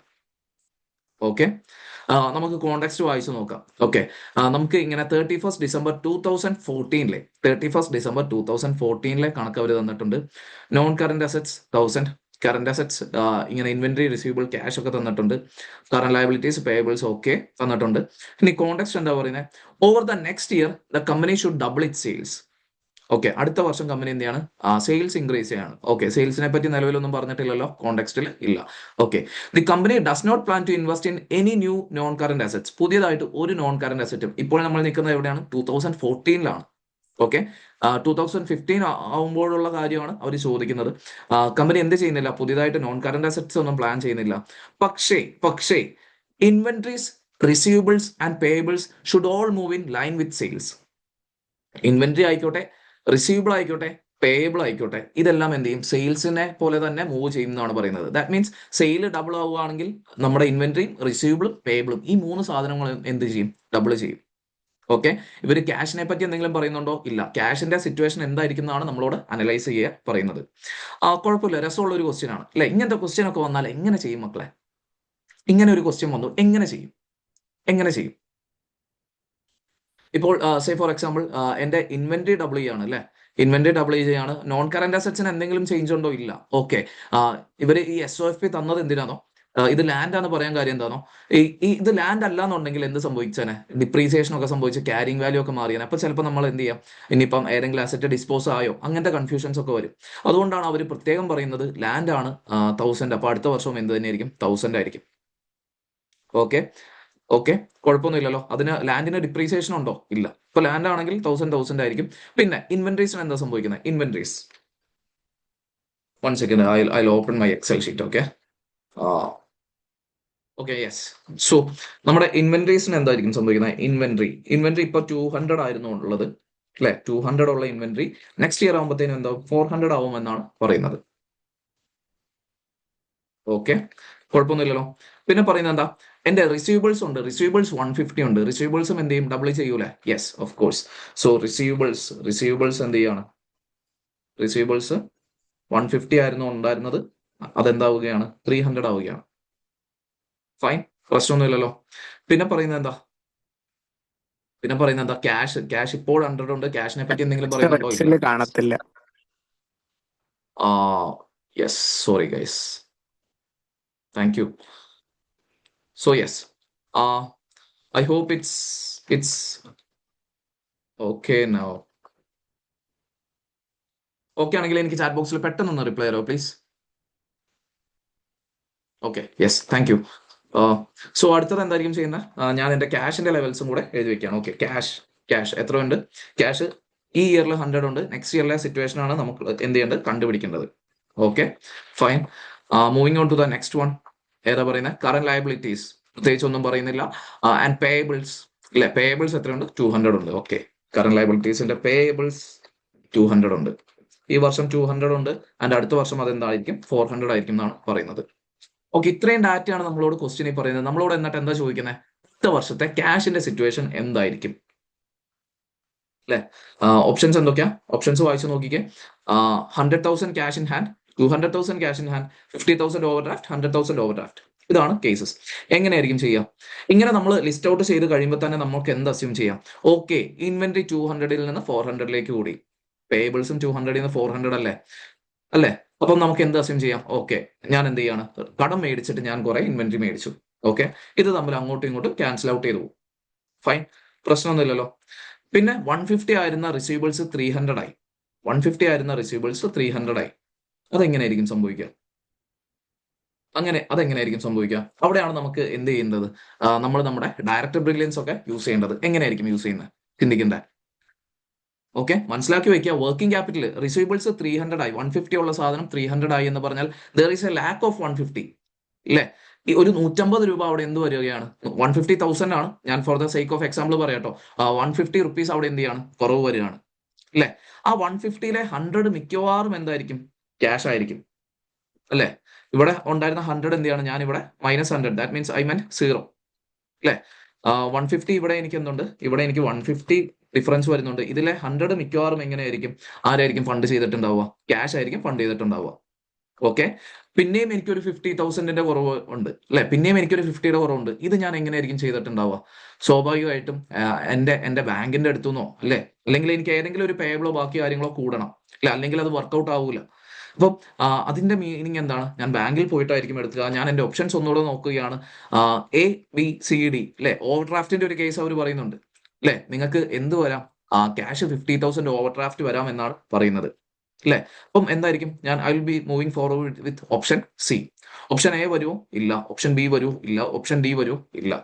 ഓക്കെ, മനസ്സിലാക്കി വെക്കുക. ഈ ക്യാഷും ഓവർ ഡ്രാഫ്റ്റും എന്ന് പറയുന്നത് ഇപ്പൊ ബാങ്ക് ബാലൻസ്, ഓവർ ഡ്രാഫ്റ്റ് എങ്ങനെ വർക്ക് ചെയ്യുന്ന? ഒരു ബാങ്ക് ബാലൻസ് ഉള്ള ഒരു ബിസിനസ്സുകാരെയൊക്കെ സംബന്ധിച്ച് അവർ എപ്പോഴും എന്ത് ചെയ്യും? ഓവർ ഡ്രാഫ്റ്റ് ലിമിറ്റ്സ് എടുത്തു വെക്കും. അല്ലെ? അത് ആ കടം അവർ യൂസ് ചെയ്യുമെന്നാണോ അതിന്റെ മീനിങ്? എപ്പോഴും അത് യൂസ് ചെയ്തുകൊണ്ടിരിക്കണം എന്നുണ്ടോ? ഇല്ല. സേ ഫോർ എക്സാമ്പിൾ, ഞാൻ ഒരു ബിസിനസ്സുകാരനാണ്. എന്റെ കയ്യിൽ 20 ലാക്സ് എന്റെ ബാങ്ക് അക്കൗണ്ടിൽ ഇപ്പോഴുണ്ട്. എനിക്ക് 21 ലാക്സിന്റെ ഒരു പേയ്മെന്റ് വരികയാണ്. എനിക്ക് എന്ത് ചെയ്യാം? If I have overdraft facility with my bank, I can easily pay 21 lakhs. അപ്പം എന്റെ ബാങ്ക് ബാലൻസ് എങ്ങനെ കാണിക്കും? -1 ലാക്ക് എന്ന് കാണിക്കും. അല്ലെ? എന്റെ കയ്യിൽ ഓൾറെഡി 20 ലാക്സ് ഉണ്ടായിരുന്നു. പിന്നെ ഞാൻ എന്ത് ചെയ്യാണ്? എന്റെ ഓവർ ഡ്രാഫ്റ്റ് ഫെസിലിറ്റിയിലെ 1 ലാക്കും കൂടെ യൂസ് ചെയ്യാണ്. ഓക്കെ, അപ്പൊ നമ്മുടെ കയ്യിൽ ക്യാഷ് ഇല്ലാന്നുണ്ടെങ്കിൽ എന്താ? അതിനർത്ഥം എന്താണ്? We are using overdraft എന്ന് വേണം മനസ്സിലാക്കാൻ. ഓക്കെ, കുഴപ്പമൊന്നുമില്ലല്ലോ. കൺഫ്യൂഷൻ അടിച്ച് നിൽക്കല്ലേ. ഇതാണ് അത്യാവശ്യം കുഴപ്പമില്ലാതെ കൺഫ്യൂഷൻ വരാൻ സാധ്യതയുള്ള ഒരു ക്വസ്റ്റ്യൻ. ഇതാണ്. കൺഫ്യൂഷൻ അടിച്ച് നിൽക്കല്. ഇതെന്താ? ഇത് നമ്മുടെ ഓവർഡ്രാഫ്റ്റ് ഫെസിലിറ്റി എന്ന് പറഞ്ഞാൽ നെഗറ്റീവ് ക്യാഷ് ബാലൻസ് ആയിട്ട് തന്നെ നമ്മൾ മനസ്സിലാക്കേണ്ടതാണ്. We can use it for our business purpose. Okay, പിന്നെ moving on to the next question. ഇത് ഫ്ലക്ച്വേറ്റിംഗ് ക്വസ്റ്റ്യൻ അല്ലെങ്കിൽ പെർമനന്റ് ക്യാപിറ്റൽ, ആ ഒരു സംഭവങ്ങളൊക്കെ നമ്മൾ മൈൻഡിൽ സെറ്റ് ചെയ്തിട്ട് വായിക്കേണ്ട സംഭവമാണ്. ഓക്കെ, ക്വസ്റ്റ്യൻ വായിച്ചു നോക്കാം. In relation to finished goods inventory and assume a 360 day per year, how much finance will be needed from the overdraft? എത്ര ഫിനാൻസ് ആണ് ഓവർ ഡ്രാഫ്റ്റ് വഴി വേണ്ടത് എന്നാണ് ചോദ്യം. അല്ലെ? ഓക്കെ, വായിച്ചു നോക്കാം. ക്രാക്ക് കമ്പനി എന്ന് പറഞ്ഞിട്ടുള്ള ഒരു കമ്പനി ഉണ്ടായിരുന്നു. Okay, crack company has sales of 200 million per year. അടിപൊളി. യെസ്, 200 മില്യൺ അവർക്ക് സെയിൽസ് ഉണ്ട്. ഓക്കെ, ഇത് മാർക്ക് ചെയ്ത് വെക്കണേ. മാർക്ക് ചെയ്ത് വെക്കുക ഇതൊക്കെ കൃത്യമായിട്ട്. അവർക്ക് സെയിൽസ് 200 മില്യൺ ഉണ്ട്. ഓക്കെ, ഗ്രോസ് പ്രോഫിറ്റ് മാർജിൻ എത്രയുണ്ട്? 40% ഉണ്ട്. അല്ലെ? ഓക്കെ, ഗ്രോസ് പ്രോഫിറ്റ് മാർജിൻ 40% എന്ന് പറഞ്ഞാൽ അപ്പോൾ തന്നെ നമ്മൾ എന്ത് മനസ്സിലാക്കണം? ബാക്കി 60% എന്തായിരിക്കും? ബാക്കി 60% എന്തായിരിക്കും? കോസ്റ്റ് ഓഫ് സെയിൽസ് ആയിരിക്കും. ഓക്കെ, ഓക്കെ, സെയിൽസ് ആണ് 200, ഗ്രോസ് പ്രോഫിറ്റ് മാർജിൻ 40% ആണ് എന്ന് കാണുമ്പോൾ തന്നെ നമ്മൾ എന്ത് ചെയ്യണം? നമ്മൾ മനസ്സിലാക്കി വെക്കുക, കോസ്റ്റ് ഓഫ് സെയിൽസ് ആയിരിക്കും ബാക്കി 60%. ഓക്കെ, ഇനി നമുക്ക് ബാക്കി വായിക്കാം. The finished goods inventory holding period varies throughout the year within the following range. Okay, inventory holding period throughout the year change ചെയ്യുന്നുണ്ട്. Maximum 120 and minimum 90. Minimum 90 days എങ്കിലും നമ്മൾ എന്ത് ചെയ്യുന്നുണ്ട്? നമ്മുടെ ഇൻവെന്ററി ഹോൾഡ് ചെയ്യുന്നുണ്ട്. മാക്സിമമോ 30. Sorry 120 days അല്ലേ? Maximum എത്ര ഡേയ്സ് ആണ്? 120 ഡേയ്സ് ആണ്. അപ്പം അതിനർത്ഥം എന്താ? അതിന്റെ ആ ഒരു സെന്റൻസിന്റെ മീനിങ് എന്താ? എന്റെ inventory holding period minimum 90 days എന്ന് പറഞ്ഞാൽ വാട്ട് എവർ ഹാപ്പൻസ് എന്റെ കമ്പനിയിൽ എപ്പോഴും 90 ഡേയ്സ് പ്രായമുള്ള ഇൻവെന്ററി ഉണ്ട് അല്ലെ? ഇതിനെ എനിക്ക് എന്ത് പറയാം? എന്റെ പെർമനന്റ് വർക്കിംഗ് ക്യാപിറ്റൽ എന്ന് പറഞ്ഞൂടെ? പ്രശ്നമൊന്നുമില്ലല്ലോ. ഓക്കെ, നമ്മളോട് ക്വസ്റ്റ്യൻ എന്താ ചോദിക്കുന്നത്? ഓവർ ഡ്രാഫ്റ്റ് വഴി എത്ര ഫിനാൻസ് റേസ് ചെയ്യണം എന്നാണ്. ഓവർ ഡ്രാഫ്റ്റ് എന്ന് പറയുന്നത് എന്താണ്? നമ്മുടെ ഏത് ക്യാപിറ്റലാണ്? ഷോർട്ട് ടേം ആണോ ലോങ് ടേം ആണോ? ഷോർട്ട് ടേം ക്യാപിറ്റൽ ആണ് അല്ലെ? ഓവർ ഡ്രാഫ്റ്റ് എന്ന് പറയുന്നത് മനസ്സിലാക്കി വെക്കുക, ഷോർട്ട് ടേം ക്യാപിറ്റൽ ആണ്. അപ്പോൾ നമുക്ക് അവിടെ തന്നെ എന്ത് മനസ്സിലാക്കാം? ഓക്കെ, 90 ഡേയ്സ് പ്രായമുള്ള ഈ ഇൻവെന്ററിക്ക് പിന്നെ അത് ഫണ്ട് ചെയ്യാൻ ആരുടെ ആവശ്യമില്ല? ഓവർ ഡ്രാഫ്റ്റിന്റെ ആവശ്യമില്ല. അപ്പൊ അതിനെപ്പറ്റിയല്ല ക്വസ്റ്റ്യൻ ചോദിക്കുന്നത് അല്ലെ? അപ്പം നമ്മൾ മനസ്സിലാക്കുക 120ക്കും 90ക്കും ഇടയ്ക്ക് എത്ര ദിവസം ഉണ്ട്? മാക്സിമം 90 ഡേയ്സ് എന്താണെങ്കിലും ലോങ് ടേം ഫണ്ട്സ് ആണ് വെച്ചാണ് ഫണ്ട് ചെയ്യുന്നത്. ഓക്കെ, പിന്നെ ഇതിന്റെ മുകളിലോട്ട് എനിക്ക് എത്രയേ ഉള്ളൂ? 120 ഉള്ളൂ. ഇത് ഈ ഗ്യാപ്പ് എത്രയാ ശരിക്കും? 30 ഡേയ്സ് അല്ലേ? മിനിമം ഞാൻ 90 ദിവസം ഹോൾഡ് ചെയ്യണം, മാക്സിമം പോയാൽ 120 ഡേയ്സ്. അപ്പം ഈ 30 ദിവസത്തെ ഇൻവെന്ററി മാനേജ്മെന്റിനാണ് എനിക്ക് എന്തിന്റെ ആവശ്യം വരികയുള്ളൂ? ഓവർ ഡ്രാഫ്റ്റിന്റെ ആവശ്യം വരുള്ളൂ അല്ലെ? കാരണം എന്താ? 90 ഡേയ്സും താഴോട്ടുള്ള 90 ഡേയ്സ് പ്രായം വരുന്ന എല്ലാ ഇൻവെന്ററിയും ഞാൻ എങ്ങനെയായിരിക്കും? ലോങ് ടേം ഫണ്ട്സ് വെച്ചായിരിക്കും ഫണ്ട് ചെയ്യാം അല്ലെ? അപ്പം എനിക്ക് ഫ്ലക്ച്വേറ്റിംഗ് ഫണ്ട്സ് അല്ലെങ്കിൽ എന്താ പറയുക ഷോർട്ട് ടേം ഫണ്ട്സ് വെച്ചിട്ട് ഞാൻ എന്തായിരിക്കും ചെയ്യുന്നത്? ഈ 120 മൈനസ് 90 ഈ 30 ഡേയ്സിന്റെ കാര്യമായിരിക്കും ഞാൻ നോക്കുക. ഓക്കെ, പിന്നെ പറയുന്നത് all purchases and sales are made on a cash basis. അവിടെ റോ മെറ്റീരിയൽസ് ഓഫ് ഇൻവെന്ററി ഒന്നും ഇല്ല. Work in progress is carried. Okay, work in പ്രോഗ്രസും ഇല്ല. പിന്നെ എന്താ പറയുന്നത്? Crack company intends to finance permanent current assets with equity and fluctuating current assets with overdraft. കണ്ടോ? ഇപ്പൊ നമ്മൾ പറഞ്ഞ സാധനം തന്നെയാണ് വീണ്ടും എന്ത് വരുന്നത്? ക്വസ്റ്റ്യനിൽ വരുന്നത് അല്ലേ? കുഴപ്പമൊന്നുമില്ലല്ലോ. ക്രാക്ക് കമ്പനി എന്താ ചെയ്യുന്നത്? അവര് പെർമനന്റ് കറന്റ് അസറ്റ്സ് അവർ ഇക്വിറ്റി അല്ലെങ്കിൽ ഡെപ്റ്റ് വെച്ചിട്ട്, അതായത് ലോങ് ടേം ഫണ്ട് വെച്ചിട്ടും ബാക്കിയുള്ള ഫ്ലക്ച്വേറ്റിംഗ് കറന്റ് അസറ്റ്സ്, അതായത് ഈ പറഞ്ഞ 30 ഡേയ്സിന്റെ കാര്യമാണ് അവർ എന്ത് ചെയ്യുന്നത്? ഫ്ലക്ച്വേറ്റിംഗ് കറന്റ് അസറ്റ് വെച്ച് ചെയ്യുന്നത്. അപ്പൊ എങ്ങനെയായിരിക്കും മക്കളെ ചെയ്യേണ്ടത്? ഈ ക്വസ്റ്റ്യന്റെ ആൻസർ എങ്ങനെ കണ്ടെത്തും? നമുക്ക് ഓപ്ഷൻസ് പോലും ഇല്ല അല്ലെ? ഓപ്ഷൻസ് പോലും ഇല്ലാത്ത ക്വസ്റ്റ്യൻ ആണ് നമുക്ക് ഏറ്റവും പേടി അല്ലെ? ഫൈറ്റ് ചെയ്യാൻ ഏറ്റവും കൂടുതൽ പേടി വരുന്ന ടൈപ്പ് ക്വസ്റ്റ്യൻസ് ആണ്. വൈ? അത് ബ്ലാങ്ക് ആണ്. പക്ഷെ അതിന്റെ ഒരു അഡ്വാൻറ്റേജ് എന്താണെന്ന് വെച്ചാൽ നമ്മൾ തെറ്റായ ദിശയിലേക്ക് ചിന്തിച്ചു പോകാനുള്ള സാധ്യതയും കുറവാണ്. എങ്ങനെ കണ്ടെത്തും ഇതിന്റെ ആൻസർ? എങ്ങനെ കണ്ടെത്തും? നമ്മളോട് എന്താ അവർ ക്വസ്റ്റ്യനെ ചോദിക്കുന്നത്? നിങ്ങളുടെ ഇൻവെന്ററി കീപ്പ് ചെയ്യാൻ വേണ്ടി നിങ്ങൾ എത്രത്തോളം ഓവർ ഡ്രാഫ്റ്റ് യൂസ് ചെയ്യുന്നതാണ് അല്ലെ? അപ്പൊ നമ്മൾ എത്രത്തോളം ഇൻവെന്ററി നമ്മൾ ആദ്യം ഹോൾഡ് ചെയ്യുന്നു എന്നുള്ളത് കണ്ടുപിടിക്കണം. ഓക്കെ, എന്റെ സെയിൽസ് 200 മില്യൺ ഉണ്ടെങ്കിൽ എന്റെ ഗ്രോസ് പ്രോഫിറ്റ് മാർജിൻ 40% ഉണ്ടെങ്കിൽ ബാക്കി നമ്മൾ ക്വസ്റ്റ്യൻ തുടങ്ങുമ്പോൾ തന്നെ പറഞ്ഞു, ബാക്കി 60% ആയിരിക്കും എന്റെ എന്താ കോസ്റ്റ് ഓഫ് സെയിൽസ് എന്ന് പറയുന്ന സാധനം. ഫൈൻ, പ്രശ്നമൊന്നുമില്ലല്ലോ. അപ്പം ഞാൻ എന്റെ കോസ്റ്റ് ഓഫ് സെയിൽസ് എഴുതി വെക്കുകയാണ്. Okay, is equal to 200 into 60%. Okay 200 into 2 വന്നില്ല അല്ലെ? Yes, is equal to 200 into 60%. എത്ര വരും? 120 മില്യൺ വരും. ഫൈൻ, പ്രശ്നമൊന്നുമില്ല. എന്റെ ടോട്ടൽ കോസ്റ്റ് ഓഫ് സെയിൽസ് ആണ്, ഒരു വർഷത്തെ കോസ്റ്റ് ഓഫ് സെയിൽസ് ആണ് 120. നമുക്ക് എത്ര ദിവസത്തെ കാര്യമാണ് അറിയേണ്ടത്? 30 ഡേയ്സിലോട്ടുള്ള കാര്യമല്ലേ അറിയണ്ടേ? എങ്ങനെ വേണം ചെയ്യാൻ? ഈസ് ഈക്വൽ ടു ഇവിടെ എന്തെങ്കിലും അസംഷൻ പറയുന്നുണ്ടോ? യെസ്, ഒരു വർഷം എത്രയുണ്ട്? 360 ഡേയ്സ് ഉണ്ടെന്നാണ് പറയുന്നത്. എനിക്ക് 30 ദിവസത്തെ കാര്യമല്ലേ അറിയണ്ടേ? നമ്മുടെ ട്രേഡ് റിസീവബിൾസിന്റെ ഫോർമുല അല്ലെ? ഇൻവെന്ററി ഹോൾഡിംഗ് പീരീഡിന്റെ ഒക്കെ ഫോർമുല, സോറി ട്രേഡ് റിസീവബിൾ അല്ല, ഇൻവെന്ററി ഹോൾഡിംഗ് പീരീഡിന്റെ ഫോർമുല 30/360 into 120 ചെയ്താൽ എനിക്ക് എന്ത് കിട്ടും? I will be getting the answer. Okay, 10 million ആയിരിക്കും എന്ത് വരിക? എനിക്ക് എന്റെ ഓവർ ഡ്രാഫ്റ്റ് കൊണ്ട് ഫണ്ട് ചെയ്യേണ്ടി വരിക. ഓക്കെ, 30 ഡേയ്സിലെ കാര്യമാണ് എനിക്ക് അറിയേണ്ടത്. എന്റെ ടോട്ടൽ കോസ്റ്റ് ഓഫ് സെയിൽസ് 120 ഉണ്ട്, ഒരു വർഷത്തെ കോസ്റ്റ് ഓഫ് സെയിൽസ് 120 ഉണ്ട് അല്ലെ? അപ്പം 30 ഡേയ്സ് 30/360 എന്ന് പറയുന്നത് എന്താണ്? എനിക്ക് മൊത്തം ഒരു വർഷത്തെ കാര്യം അറിയണോ? വേണ്ട, വെറും 30 ദിവസത്തെ കാര്യം അറിഞ്ഞാൽ മതി അല്ലെ? അപ്പൊ ഞാൻ എന്ത് ചെയ്യാണ്? ഈസ് ഈക്വൽ ടു 30/360 into 120 ചെയ്യാണ്. ഫൈൻ, പ്രശ്നമൊന്നുമില്ലല്ലോ. ഇനി moving on to the next question. ഇതിന്റെ ആൻസർ അപ്പൊ എത്ര വരും? 10 മില്യൺ വരും. ഓക്കെ, ഇനി moving on to the fifth question. എന്താ? Swap company is due to receive goods costing 2500. Okay, the terms of trade states that payment must be received within 3 months. അപ്പം നമ്മൾ എന്താ ചെയ്യുന്ന? സ്വാപ്പ് കമ്പനി എന്ന് പറയുന്നത് അവിടെ ആരാണ്? ബയ്യറാണോ സെല്ലറാണോ? ബയ്യറാണ് അല്ലെ? However, a discount of 1.5% will be given for payment within 1 month. Okay, which of the following is the annual percentage cost of ignoring the discount and paying within 3 months? Okay, cost of ignoring discount ആണ് ചോദിക്കുന്നത് അല്ലെ, രസമുള്ള question ആണ്. Cost of ignoring discount നമ്മളിപ്പോൾ discount accept ചെയ്യായിരുന്നെങ്കിൽ എങ്ങനെ കാര്യങ്ങൾ വന്നേനെ, എങ്ങനെ കാര്യങ്ങൾ, 1 second please. Okay, discount accept ചെയ്യുമായിരുന്നെങ്കിൽ, ഓക്കെ, ഡിസ്കൗണ്ട് അക്സെപ്റ്റ് ചെയ്യുമായിരുന്നെങ്കിൽ 2500 ആണ്. വിത്തിൻ 1 മന്ത് പേയ്മെന്റ് നടത്തി കഴിഞ്ഞാൽ എത്രയായിരിക്കും? 1.5% ആയിരിക്കും അല്ലെ. 2500 ആണ്, 2500 ആണ് കാര്യങ്ങൾ. വിത്തിൻ 1 മന്ത് പേയ്മെന്റ് നടത്തി കഴിഞ്ഞാൽ you will be getting A discount of 1.5% അല്ലേ, പ്രശ്നമൊന്നുമില്ലല്ലോ. ഓക്കെ, അപ്പം അങ്ങനെയാണെങ്കിൽ ഞാൻ ഡിസ്കൗണ്ട് എടുക്കുന്നുണ്ടായിരുന്നെങ്കിൽ ഞാൻ എത്ര പേയ്മെന്റ് കൊടുക്കേണ്ടി വന്നേനെ? 2500 ഇൻറ്റു ആണോ? അല്ല, മൈനസ് 1.5% അല്ലേ, പ്രശ്നമൊന്നുമില്ലല്ലോ. ഈസ് ഈക്വൽ ടു 2500 മൈനസ് എങ്ങനെ ചെയ്യുന്ന 1.5 by 100 ഇൻറ്റു 2500. ഓക്കെ, കുഴപ്പമൊന്നുമില്ലല്ലോ. എത്ര കൊടുക്കേണ്ടി വന്നേനെ? ഇത് പെർസെൻറ്റേജിലാണ് ആൻസർ വരുന്നത്, ഞാൻ കൺവേർട്ട് ചെയ്തോട്ടെ. 1 സെക്കൻഡ് പ്ലീസ്. ഓക്കെ, 2462.5 വന്നേനെ. ഫൈൻ, പ്രശ്നമൊന്നുമില്ലല്ലോ. ഇത്രയും രൂപ കൊടുക്കുമ്പോൾ നമുക്ക് വരുന്ന ഒരു നെറ്റ് ബെനിഫിറ്റ് എത്രയായിരിക്കും? നെറ്റ് സേവിങ്സ് എത്രയായിരിക്കും? നമ്മൾ ഡിസ്കൗണ്ട് കൊടുത്തിട്ടുണ്ടെങ്കിൽ എനിക്ക് 37.5 ആണ് നമുക്ക് എന്ത് കിട്ടുക? ഡിസ്കൗണ്ട് കാരണം വരുന്ന സേവിങ്സ് ആയിട്ട് വരുന്നത് അല്ലേ. ഫൈൻ, പ്രശ്നമൊന്നുമില്ലല്ലോ. ഓക്കെ, ആഫ്റ്റർ 1 മന്തിലുള്ള കാര്യമാണ് ഇത് അല്ലേ.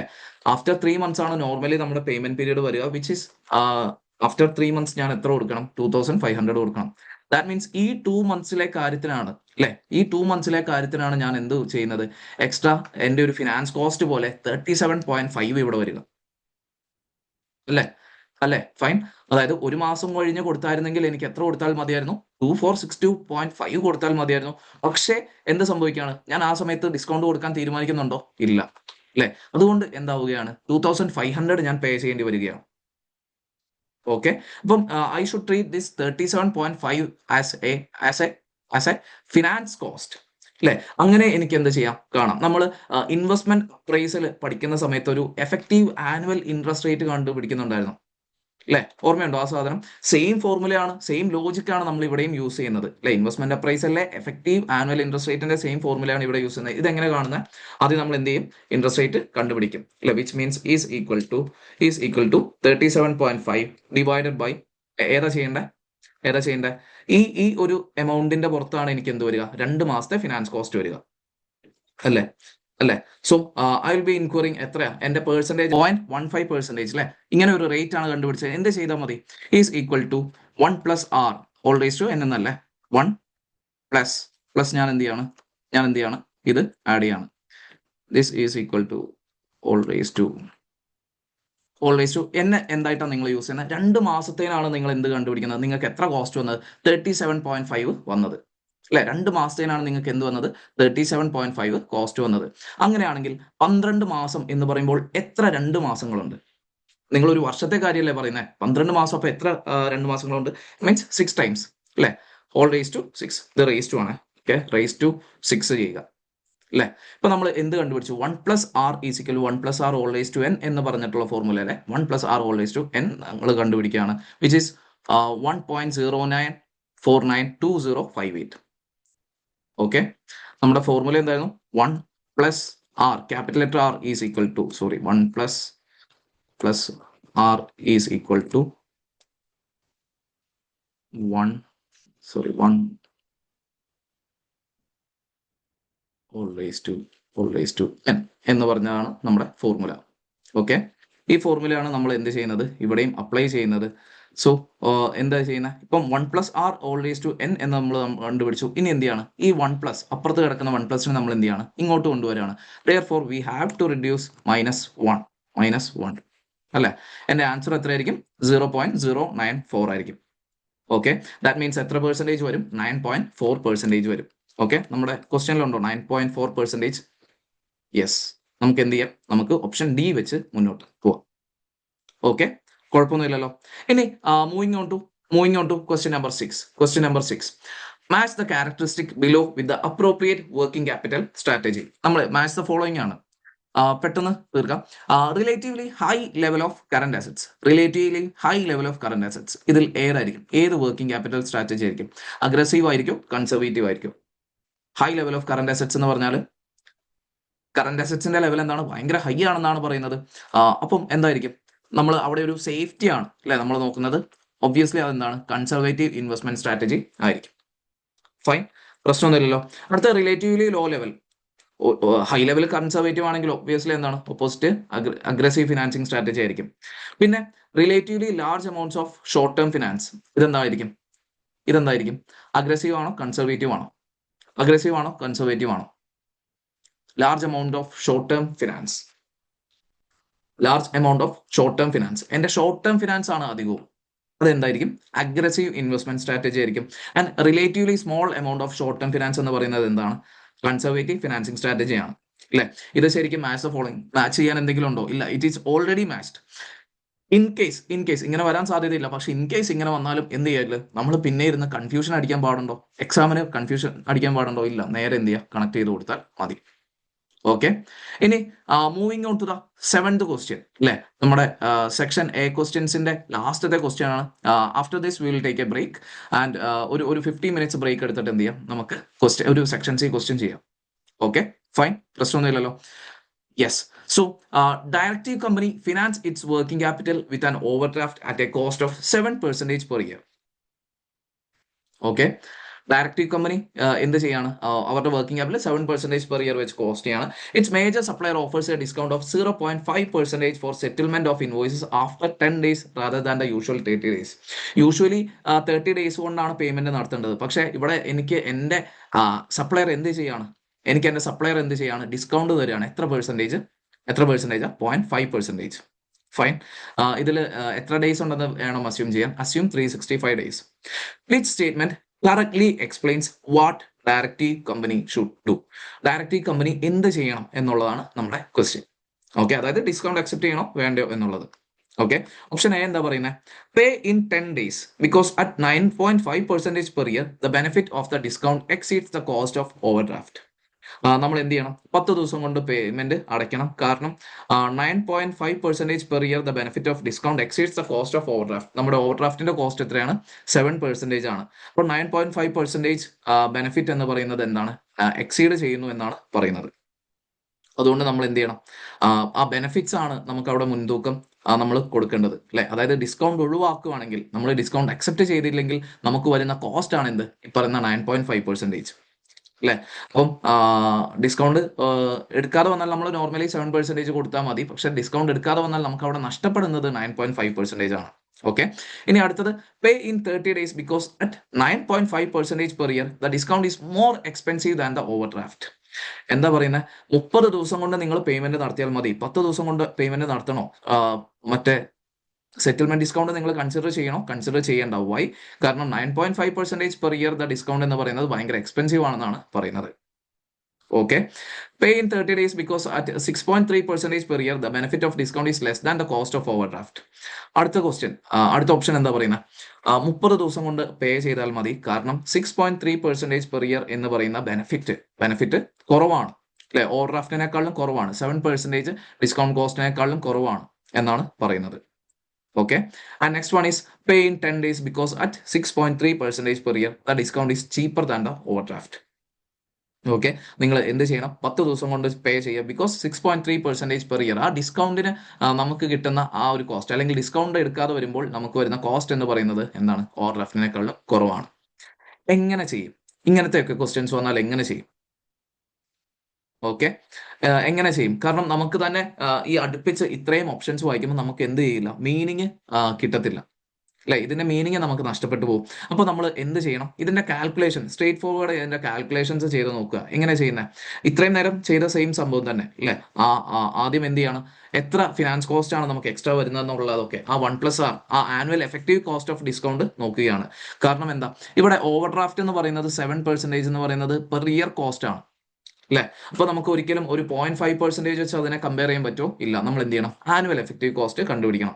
എന്നാലേ നമുക്ക് എന്ത് മനസ്സിലാവുള്ളൂ, 9.5 ആണോ വന്നിരിക്കുന്നത് അതോ 6.3 ആണോ വന്നിരിക്കുന്നത് മനസ്സിലാവും. ഓക്കെ, കാരണം 2 ഓപ്ഷൻസും ക്വസ്റ്റ്യനിൽ നമുക്ക് പറയുന്നുണ്ട്. അപ്പം എന്ത് ചെയ്യുക, അധികം ആലോചിക്കരുത്, നേരെ എന്ത് ചെയ്യുക, നിങ്ങൾ ആനുവൽ ഓവർ ഡ്രാഫ്റ്റിന്റെ റേറ്റ് കണ്ടുപിടിക്കുക. അത് എത്രയായിരിക്കും, റേറ്റ് എത്രയായിരിക്കും വരുന്നത്? നമ്മൾ എങ്ങനെ കൺസിഡർ ചെയ്യണം? യെസ്, പറഞ്ഞേ. 0.5.